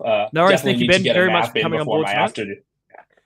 Yeah, of course. Well, this morning. Today for me, I mean, it's past 7 now. Sun is way up here in San Diego. Well, enjoy it or get some rest or whatever. What's the plan from here? Is there to plan to get a bit of rest before you actually really kick off the day properly, or you too far into it now? I'll see if I can get a nap in because my class is until 2. Okay, you got some time. Yeah, that one's in person, but I don't mind. And yeah, then it's footy at 7:20 p.m. again. I'm super excited for that Suns Crows game. Yeah, I think this is gonna be a really fascinating matchup. But it's a hard one to tip too. I'm still a little bit undecided, and I'm awaiting any last minute changes to help swing a decision one way or the other. Yeah, man, it's tough for the Suns to be without Ballard for a matchup like this because he did his ACL. Yeah, I'm currently on. I mean, I'm well documented for being a big Suns fan. I'm tipping the Suns at the moment, but we'll see if there's something that prompts a last minute change of heart. Well, Ben, thanks so much for coming on board, mate. It's been an absolute pleasure. It's been great to meet you. I haven't been on a post-game live where you've been on up to this point, so awesome to get to chat, and looking forward to doing so again sometime in the future. Yeah, thanks very much. This is my first for 2025 and not my last. And feel free to jump ship and join the Cats whenever you want, okay? You started with the game late, so it's not too late to jump ship. Look, I'm committed at this point. Look, it's going to be, Ethan got the instant grat. I'm okay for kind of being in there for the long haul. I'm used to this. We're San Jose Sharks fans, and fair enough. Same deal. Willing to play the long game. That's fair enough. Appreciate it. All right. Well, thank you very much for coming on board. We'll chat soon. See you later. Thank you. Have a good one. All right. The chant has gone up in the chat. I can see that Lucas is in the background. His camera is not on yet, so I'm just hesitant to hit go until I see his head appear. But Lucas, there we go. Oh, the glasses just went on. He's ready to go. He's upside down as far as I can see him, so I don't know if that's some camera orientation stuff. I'm going to lean into this really quickly before he fixes that. Here he is. How you doing, Ben? How are you? Ben. Oh, sorry, Paul. Paul, There we sorry. go. I'm trying to get the angles right. You're upside down. I can't flip you up. I can't flip you on my side. Yeah, I'm actually in bed because it's like Fair enough. I've, Lean into it. I went to the Shield last week, and you're still hungover from it. I picked up the tonsillitis bug. Oh, did you? Yeah, I did. Yeah, so I've been in bed the last 3-4 days. Haven't done much. Just on maths. So right now you're in bed with Coach Lucas. So if you want to join, you can join, preferably a woman, but we'll see how we go with the man. But anyway, we'll walk away from that one real quick. But no, if Gather Round was this week, I probably would miss out. So I'm lucky that it's next week. So I can get a little bit better, hopefully. So what did you make of the game? Oh, I thought it was shit. It's just that Melbourne were just terrible. I thought our connection from midfield to forward line was just pathetic at best. Just bombing it in long, kicking it to 2-on-1 targets. Just really not good enough. Unfortunately, Melbourne stink. I don't know what's going on with them. I don't know how the hell they won the premiership. Was it 3 years ago now? 4 years ago? 4 years ago. Don't know how. 2021. Yep. Have no idea how they won that. Because right now they the only thing they're going to probably win anytime soon is a spoon.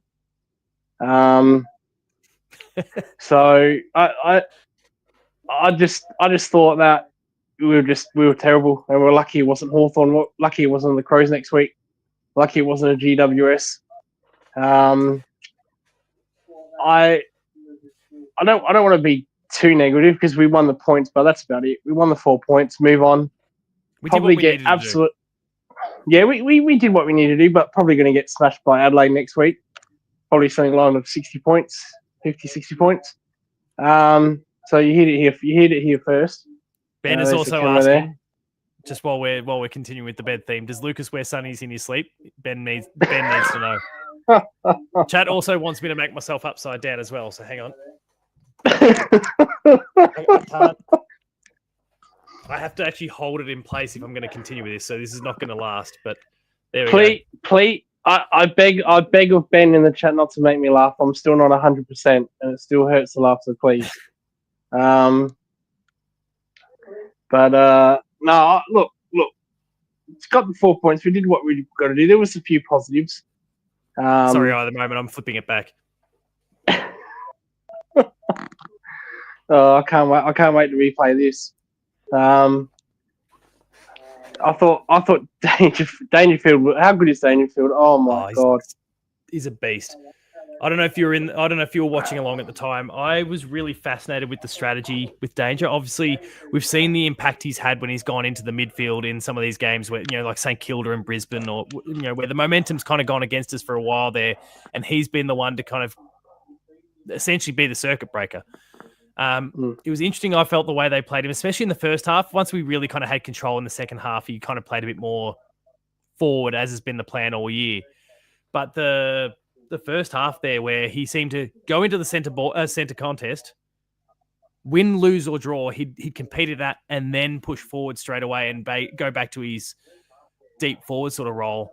It kind of threw Melbourne off a little bit. He was also really effective then in both roles, which was really interesting. There's something to that. It's something I think we could explore a little bit going forward. He's probably still our best midfielder, if we're being honest, based on the way he's performed so far this year. So the way he's performed in the forward line, he's probably our best forward of the year so far. Well, yeah, there's that too. Bit of both. So because there are other forwards can't seem to like the ball, or they fuck around with it when they do get the ball. But look, I prefer. I like what Danger is doing. It's more of a 50-50 or 70-40, however you want to see it. Yeah. I think he needs to be in the forward line. Especially when he gets that rest. I think you can keep him up forward. But he was absolutely fantastic. What I've noticed with Danger the last couple of years, he wasn't known for his goal accuracy, but that's improved a hell of a lot last couple of years when he's pushed up forward more. So I think that's a huge improvement to his game because he wasn't really that player. He's always had the contested mark. I remember a game against Hawthorn 5 years ago where he first came to Geelong. Yeah. And he took like seven marks inside 50. Just couldn't put it on the board. So he's always had that contested mark in that forward craft. But his goal accuracy is just a little bit that lets him down. But I think the last couple of years, it's really improved. So that's good to see a player like that can evolve. Outside of Dangerfield, I thought Stanley had a good game. He did. I thought Stanley was really good against Gawn. You can say Gawn was probably disinterested. I don't know what his attitude was. I don't know if you picked up anything. But at the first half, he looked all at sea. He looked like he didn't want to be there, and Stanley took advantage of that. So a lot of love for Stanley tonight. I'm a little bit concerned with Max Holmes. Hasn't had the best start of the season now. He's got to deal with the tagging. It's very hard. But I've noticed that in first halves, he only gets 9-10 touches. Really not good enough for a player of his caliber. I think a bit it of is that. a hard thing. Oh, sorry, go on. No, finish your point. No, go on. I want to hear what you say. I was going to say, I think a lot of that is him. Like he's obviously still extremely young, and I think a lot of it is him learning how to work his way through the particular tag. And you're right in what you're saying. Like in the second half of pretty much all of these games is when he's started to kind of break loose from that tag a bit. So I think there's been these opportunities to stop at halftime, look at some footage with whatever coaches he needs to, and they've started developing some strategies to work through it. And as he continues to get older and continues to get more experience, he's going to recognize the sort of plays that are being executed against him and be more equipped to be able to push through those, I think, in time. So I think there's just a bit of that learning curve at the moment. What has been good is he's still been able to get some of the ball on the inside, outside and launch a few 50, 60-meter long punts at different points. So I lost your video for a second there, mate. But okay, yeah. And obviously still got my audio. We can still hear you though. So fantastic. Okay. When you're back, you're back. But maybe you'll be vertical oriented the right way. We'll see what happens. I think he's working through it, but I think we're headed in the right direction. Yeah, and like you said, he's young. So he's at the first stage of his career where he's going to get used to this in games. And he's got to work through it. So far, it's an uphill battle. But he, as the later as the matches go on, he gets better. He really works through it. I mean,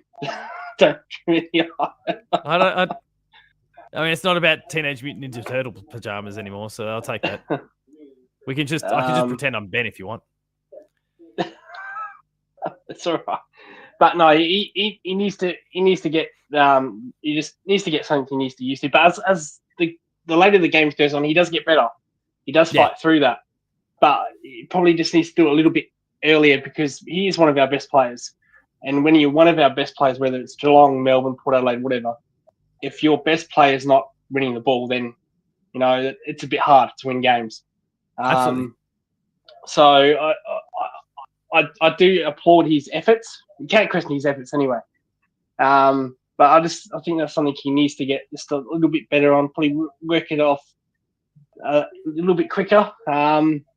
The number one thing you can do is running, two-way running, defense and offense. Just run your opponent into the ground. As long as it's not a prelim and you don't do a hamstring, of course. Yeah, that's exactly right. But the master of that was Robert Harvey. You just run an opponent off your feet. Cameron Ling would absolutely do that as well. So I don't think he's at that stage yet where he can do that. But if he can get that into his game in the next couple of years, just run opponents off their feet, he's going to elevate his game even into probably a top 10 player in the league if he can do that. He's knocking the door down, but I think bit by bit we're getting there. And you're right. He's got to work through these tags, and I think in time he will. I think you said it. Sorry, you said it yourself. We can't question his effort. No. The effort's been fantastic, and he will continue to develop, and he will continue to push his way through this. But you did obviously mention, I think I'll see if I can find the wording before, because a few people quoted you on the spot. Where has it gone? Oh, he's back. But you weren't pulling any punches anyway. You basically said we were shit. Yeah. There we go. Oh, I thought we were shit. What were, I guess, some of the lesser parts of the game? Look, I'm starting to get pissed off with Shannon Neal and Jeremy Cameron. Jeremy Cameron did a lot of things defensively today, got a lot of more touches, but his role is to kick goals. Now, if Chris Scott comes out and says, you know what, we want him to get more of the ball, it's not about goals, I can accept that. But he's goal kicking right now. It's like he's lost all ability. There was early in the game where he took a mark 30 meters out. He went on the side and he absolutely butchered it. At his absolute best, go back and kick the drop punt. That's just unacceptable for a player of his caliber. I've been harsh on Jeremy Cameron last 2 weeks, as you know, been very harsh. You have. But I think a lot of the criticisms from you and others have been pretty largely deserved for his last 2 weeks. Actually, probably all three. Because honestly, 3 of those 4 goals in the first match were kind of junk time mines as well. Yeah. So that really annoyed me when he took a mark, 30 meters out, then goes around and misses a snap. Dempsey took a great mark. I think it was the second quarter, and then he handballed it. I think he handballed it to Cameron, and then Cameron missed. That really also pissed me off because he took a great mark, and I'm saying, mate, go back and kick the drop punt. Go back and kick it. So Dempsey's not having the season we'd probably want him to have. Although dropped a lot of marks also tonight, Dempsey, because you remember that qualifying final against Port Adelaide. He was the bee's knees. He was absolutely fantastic. So I just wish he just played more of those games more often. But it is what it is. But Shannon Neal, I understand the ball movement tonight. They were kicking him to a 2-on-1, but there was a lot of times where he was 1-on-1 and he was getting like manhandled by Melbourne defenders like Chandler. Like with all due respect, no disrespect to Chandler, but come on now. No, but he's not of that sort of caliber. You're right. No. There's tiers. So he's not in that tier. Yeah. So that was really annoying. In the fourth quarter, he takes a really good one on a mark against Harrison Petty, where he leads into the football, takes that good mark. So he can do it. The talent is there to do it. I just think he needs to probably just stop thinking about, I've got to get up for this. I've got to get into the games. Because when he does kick goals, he does get a little bit animated. He's not like Rochelle, who goes absolutely mental, but he does get animated. I'd just like to see him just take the good mark, go back, kick the goal, get ready for the next one. So I think we all got to be patient, but at the same time, sorry, the chat's absolutely getting me here. Lucas spits facts in his sleep with sunnies on too. Like people are loving your. Jezelenko and many others are absolutely loving your work right now. We've also had Ben stress that he's watched the entire Lord of the Rings trilogy twice since the start of the stream. The chat is white hot at the moment. It is 1:15 in the morning. Bussy has been killed by his wife and come back since. We're in white hot form right now, but sorry, continue. I couldn't ignore the comments any longer. I think Ben also needs to maybe set a new super chat goal. Something about. Kiri's already needed to get the rug out because of the super chat. I'll tell you what. If I wake up tomorrow and I see any pictures on Google with these sunglasses and someone lying in bed, they're going to get sued. I'm going to sue you. This is my signature law. And I'll put it out there for Ben now. We will not be responsible for anything, and I'm not taking any liability for holy shit. Lucy also says that she's nudging me again. Definitely not happy, but she can kill me again tomorrow. Oh, Jesselenko, it's a good point. It's 10:20 here in Perth. You got plenty of hours, so we'll kick on for another hour and 40 minutes. Oh, time this finishes in Perth, it'll be bloody Christmas. Oh. So, but Holy no, shit.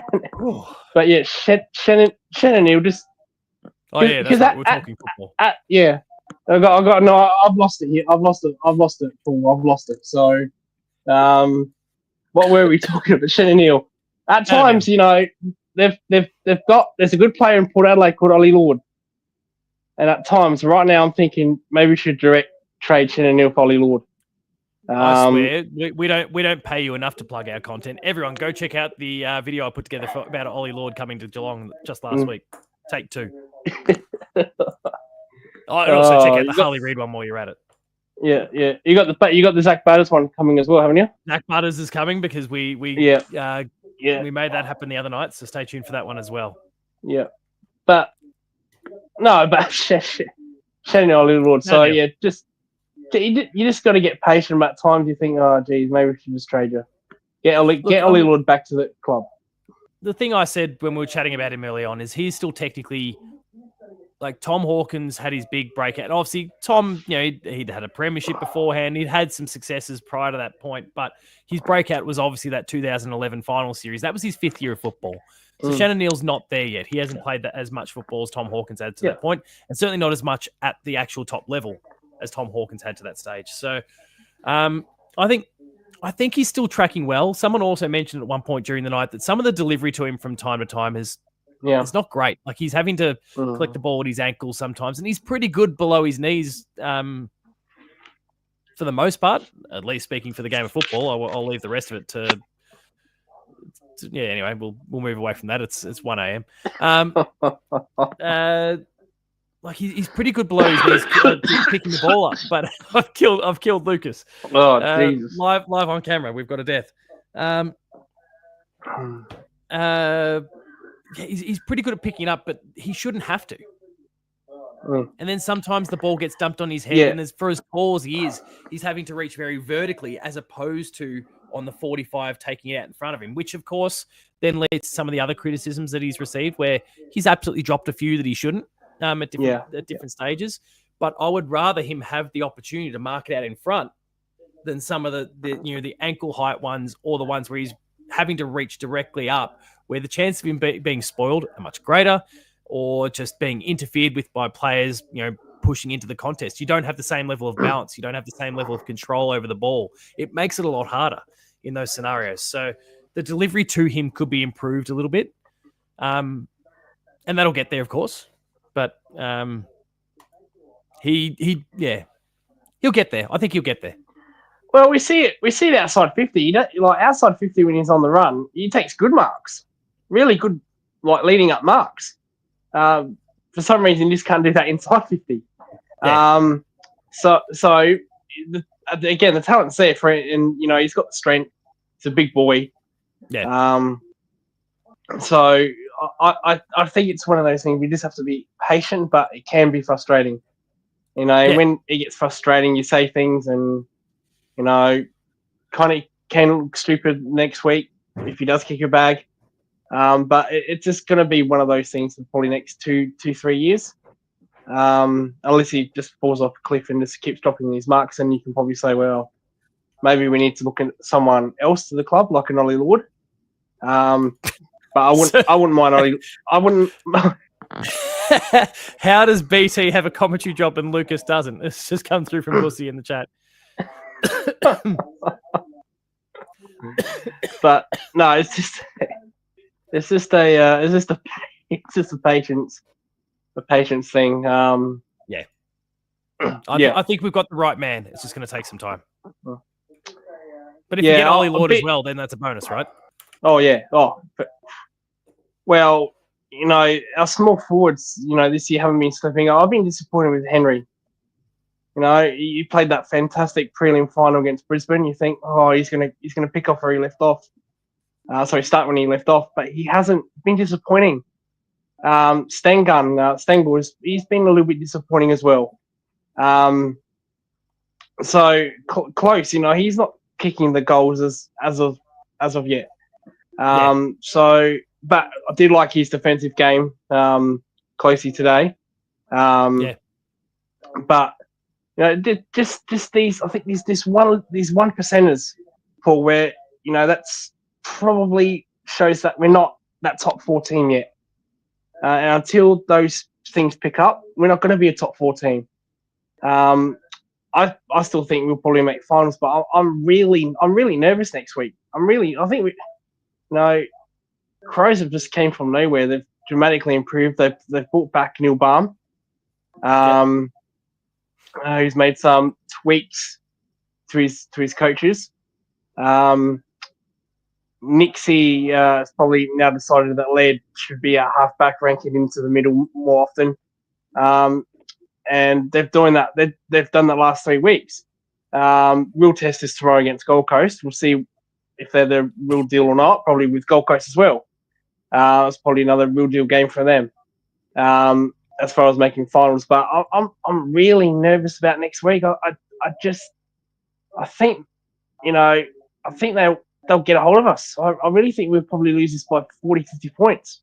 Really nervous, and then you lose by a big margin. You get a long break, Thursday to Easter Monday, and then Hawthorn are just for me they're a class above everyone else. Yeah, as much as I hate to fucking say it, fuck them dickheads.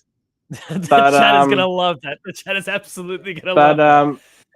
But as much as we hate them, they are. We have to see it what it is, and they are Premiership favourites. Yeah. And that's also going to make me nervous if we get towed up by Adelaide. What the hell are Hawthorn going to do? So it's a very nervous couple of weeks for this football club. I think these next 2 weeks will dictate where we're going to finish on the ladder. Yeah, I think I'll be satisfied, and I can't remember who, it might have been Ethan that maybe said it. I'll be satisfied if we win one, lose one as a minimum in this case.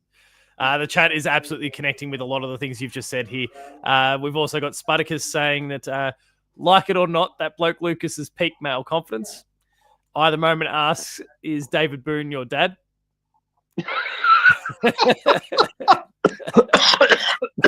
Lucy then says Lucas doesn't smoke in bed, so not Booney territory. That we're aware of. No. Jezelenko says Lucas for next Cats coach. Either moment. What else we got here? BT would love to learn from someone who knows his shit.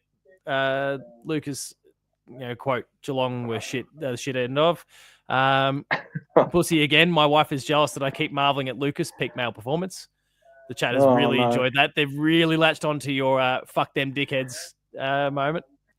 Ben, to the point where he's created a hashtag that is fuck dem dickheads. And Millsy here with a made-up exchange here, which is Hutto saying, Hutto, how are you seeing things, Lucas? Lucas, fucking shit. Hutto, you're 40 points up. Lucas, trade the lot of them.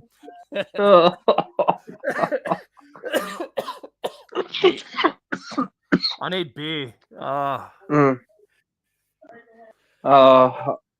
just need a bed. Also says, get this man his own show. Up late with Lucas. It'd be like Big Brother up late.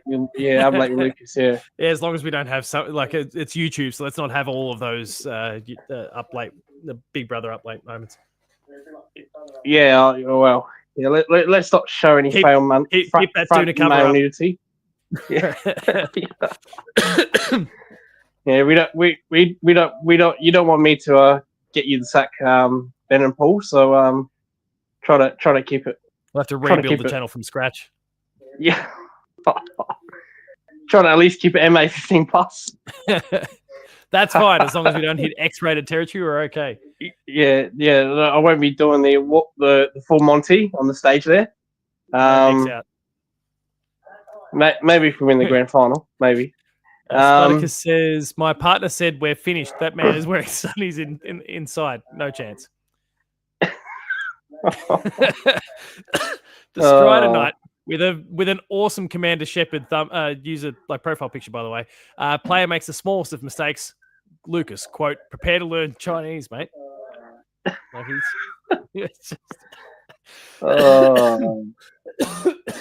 Oh, my voice is going on me now. This is has been absolutely brilliant. Do you have any other takes on the game though?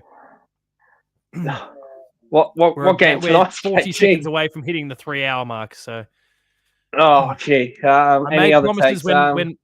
when we got the super chats and we said that I was taking over. Fucking oath, we're going to take over. Ben has also just put in the chat for the audio listeners. Lucas is naked except for a thin layer of Egyptian silk bed thread.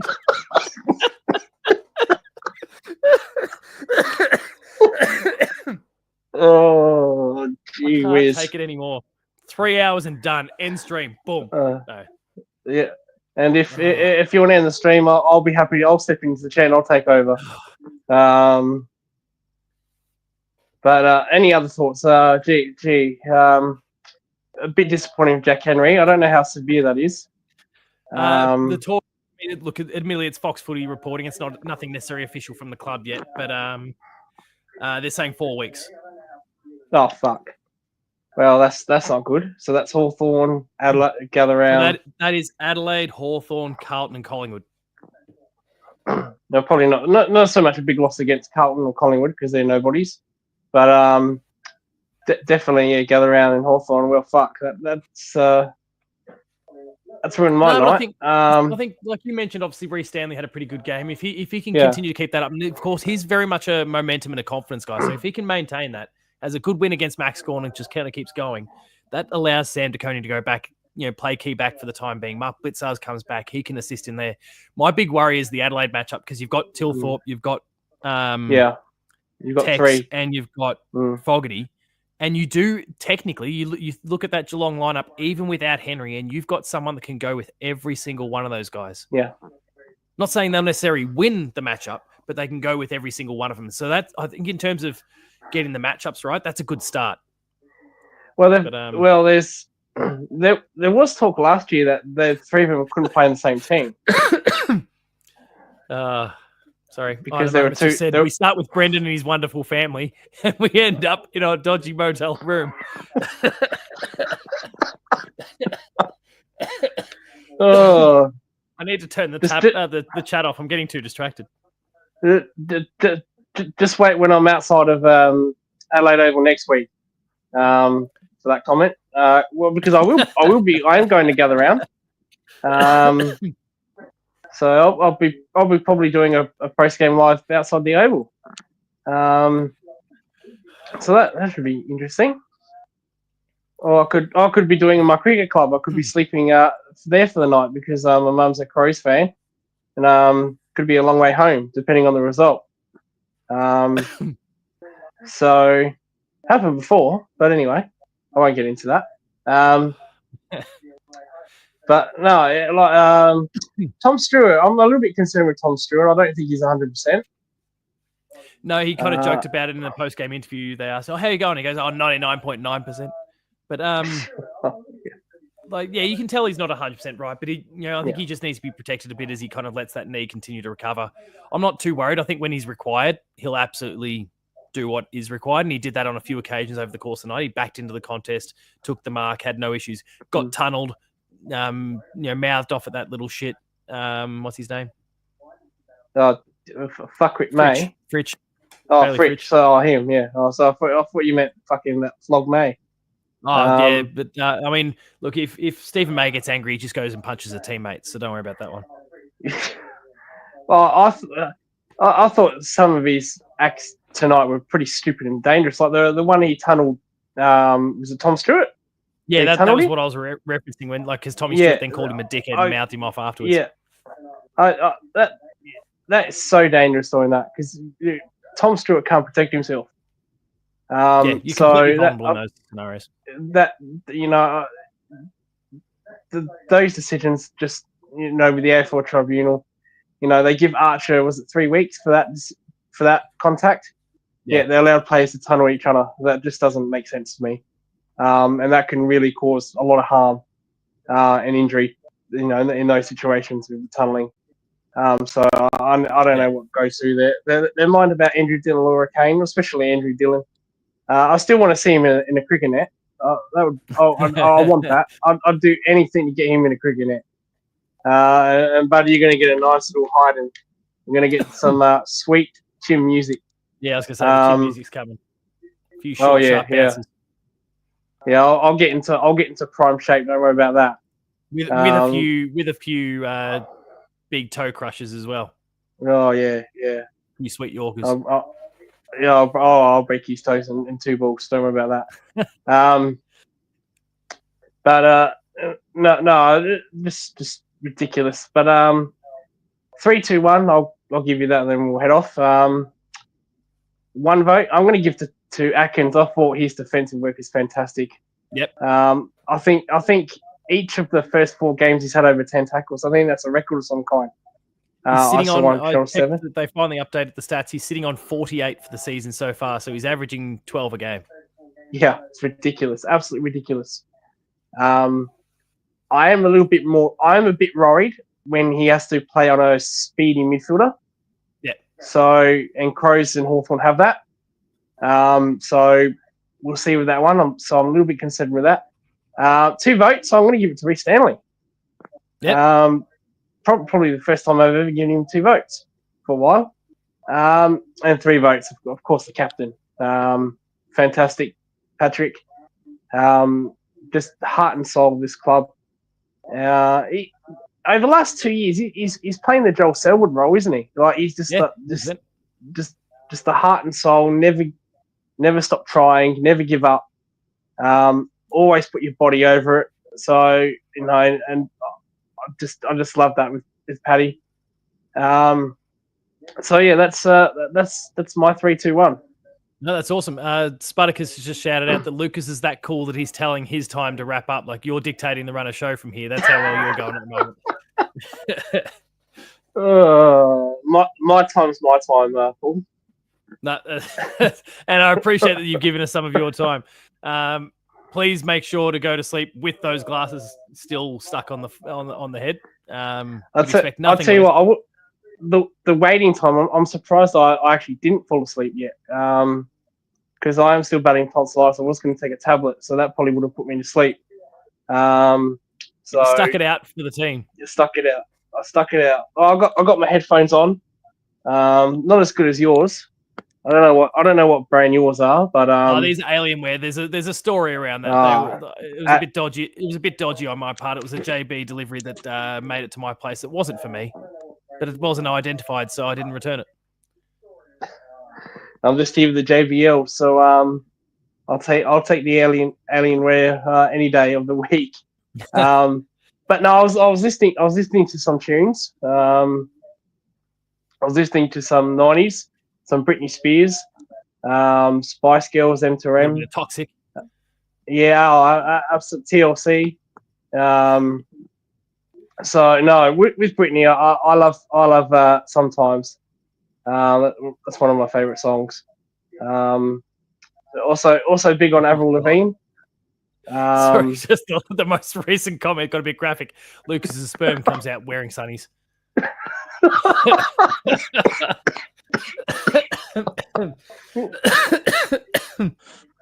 There are some last minute contenders here for comment of the show and the pizza. We've got some people chasing it down. Oh, I'm glad I can accommodate all these people. Paul. That's it. I don't know if anything's going to top Shadoo's comment early in the night, and Shadoo's gone now, and I think Shadoo is going to get the pizza in this case. But when Kiri was on before, the only Greeks comment is. Oh yes, yeah. And obviously money got contributed via. I don't know if you were live watching at the time or listening at the time, but there was a super chat from Bussy to essentially get Kiri to get the chest hair out. He's saving that for potentially sometime after the Geelong win against the Crows. We'll see what comes of that. But are we not a fan of the second verse in the song? Oh yeah, the song. The second, not a fan of it. Yeah, people aren't loving. I mean, look, I like it. It's just this new version of it is not delivered overly well, and I think it's just a jarring thing. Like we're not used to it too, so I think there's that adjustment period as well. Stand up and fight for your life. I like it. I actually do like it. I think it's. I don't mind. Really I think catchy. it just needs to They just need to do it for long enough, and I think I just need to get my head around it. Well, the West Coast got rid of the Birds of Tokyo thing. Oh, did they? I didn't realize that. Yeah, they used to do the West Coast song. Yeah, they've gone back to their original, I think. Probably a wise choice. Like, I don't mind Birds of Tokyo, but I wasn't crazy about their version of it. So, I don't mind Birds of Tokyo either. But no, it's just interesting listening to old school songs. I listened to a couple on YouTube. The Crows had a very interesting one when they first came into the AFL. So they had the Here We Go Kenry Crow when they're sponsored by Toyota, the Kenry to Toyota. Oh yeah, okay, yeah. So I thought that was one a little bit catchy. Outside of the box. Outside the box, yeah.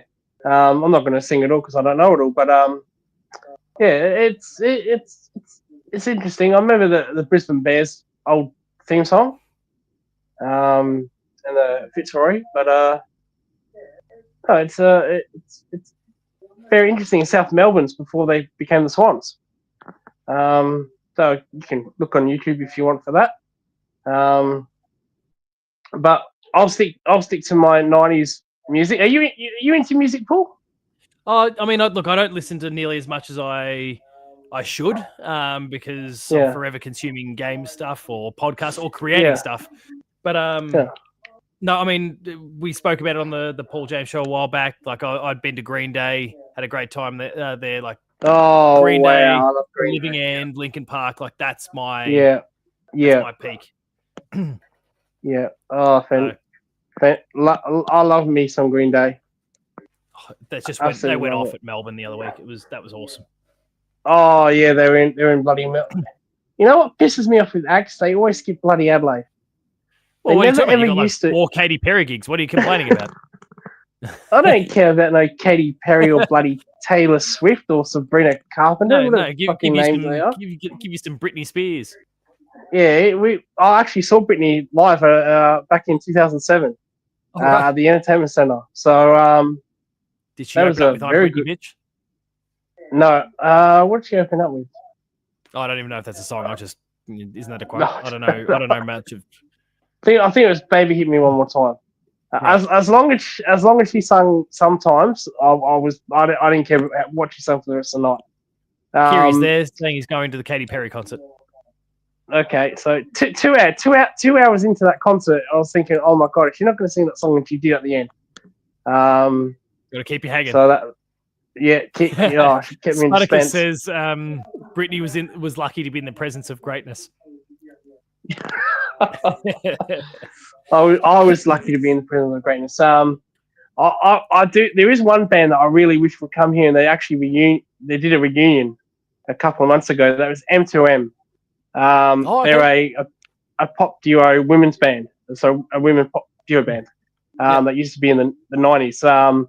They're doing tours of Singapore and Asia and that. And if they came to Australia, I don't care where it is, if it's Sydney, Brisbane, or whatnot, I'll be going. I'll be there.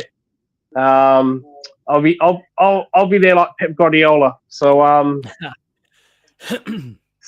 but no, I love my 90s music. I hate today's music. I think it's crap, overrated, sucks. Don't care for it. So but I would sing, but my tonsils are playing up. So and also we don't want to get copyright struck because you do too good a job of it. So just dial it down. Right. Yeah, right. You're protecting the Hoops crew here. We've been streaming for 3 hours. We don't need a copyright strike. Yeah, as if this is not going to get copyright strike. Geez, they're not going to copyright strike there. Not trying to get you into trouble, but you know. You're totally fine. There's nothing inappropriate here. We haven't seen any nips. We haven't seen any dicks. It's fine. So what fascinates me, before we absolutely wrap this up, we forever talk about usually when Ben's hosting, we talk about Lucas coming off the long run, and we know what sort of Lucas experience we get there. This is Lucas on the short run up. This is the Lucas spin version. I'll let the chat do its thing here at the end and let you know what we want more of. Lucas off the long run up or the short one, because the short one has been a wild ride. Fuck. Well, I'm not gonna be in bed. You know, hopefully I'm gonna be better. But then again, we could even get. if you are apparently getting back in bed, and that's probably going to be the best experience. We'll see. We'll see what the chat says. Well, Ben has just posted saying, "Lucas, hit me one more time." Your wording could have been better, Ben.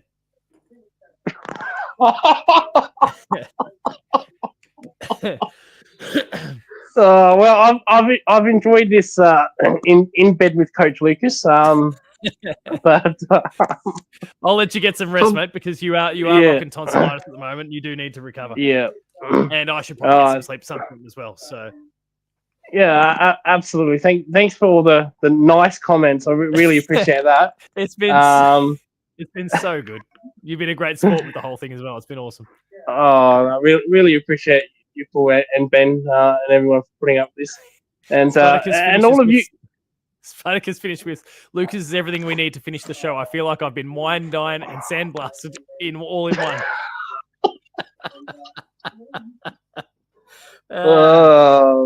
Well, next week you might be having tea with Coach Lucas. So we'll come dine with me. You know, married at first sight. Come dine with me. But anyway, Paul, I really do appreciate it. Thank you so much, and see you next week. It's been good as always. Chat soon. Look after yourself, mate. See you later. All right. There is no one else to jump into the stream tonight. It has been an incredible time and it ended. That's Ben. I know you're still here. Post-game live will never get better than what we've just had tonight. And it hasn't even been a wild result. We won by 39 points. It was a solid enough win. Post-game live will never get better than what it was tonight. And for anyone who tuned out early,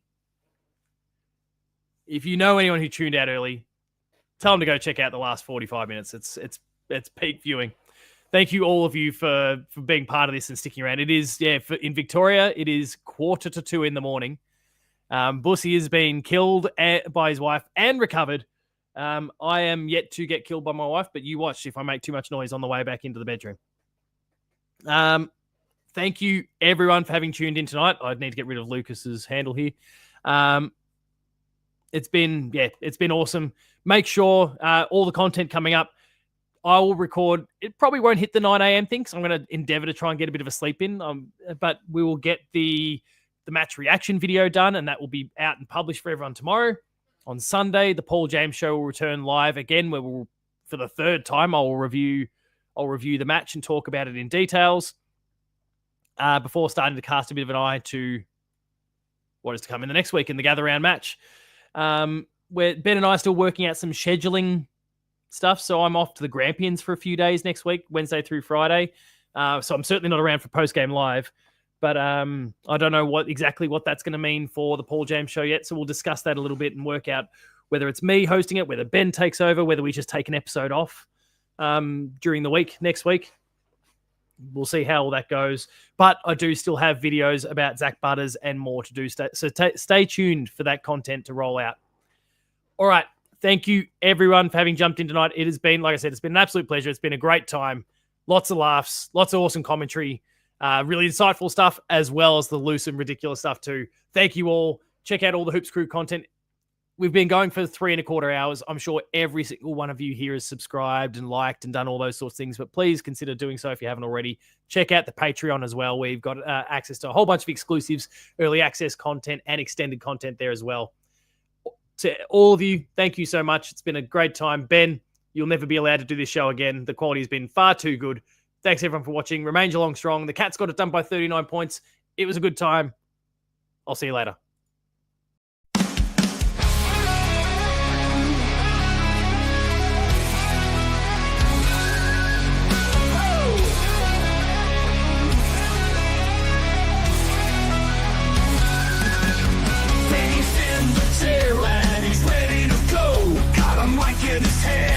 It's time for the show. Dropping pussy down facts, mitts, forwards and backs. Representing G-Town while talking the smack. Clash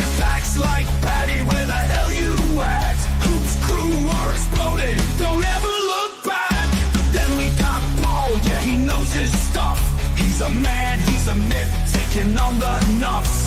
The man don't miss, he loves to react. His words cut deep, he's a counterattack. Balls on fire, brings a mic to life. Don't fuck with P-Dog if you value your life. Oh, they fuck shit up, yeah, they run G-Town. The Hoops crew's here and they'll never back down. Drake, Johnny Sambo, always rocking the game. Benny and Paul, man, remember the names.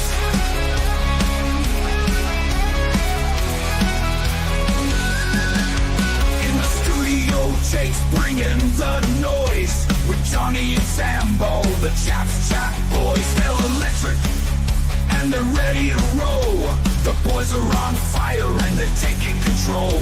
Recaps and previews, yeah, they cover it all. Part of the Hoops crew with Benny and Paul. They fuck shit up, yeah, they run G-Town. The Hoops crew, baby, they'll never back down. Jake, Johnny, Sambo, always rocking the game. Benny and Paul, chasing glory and fame.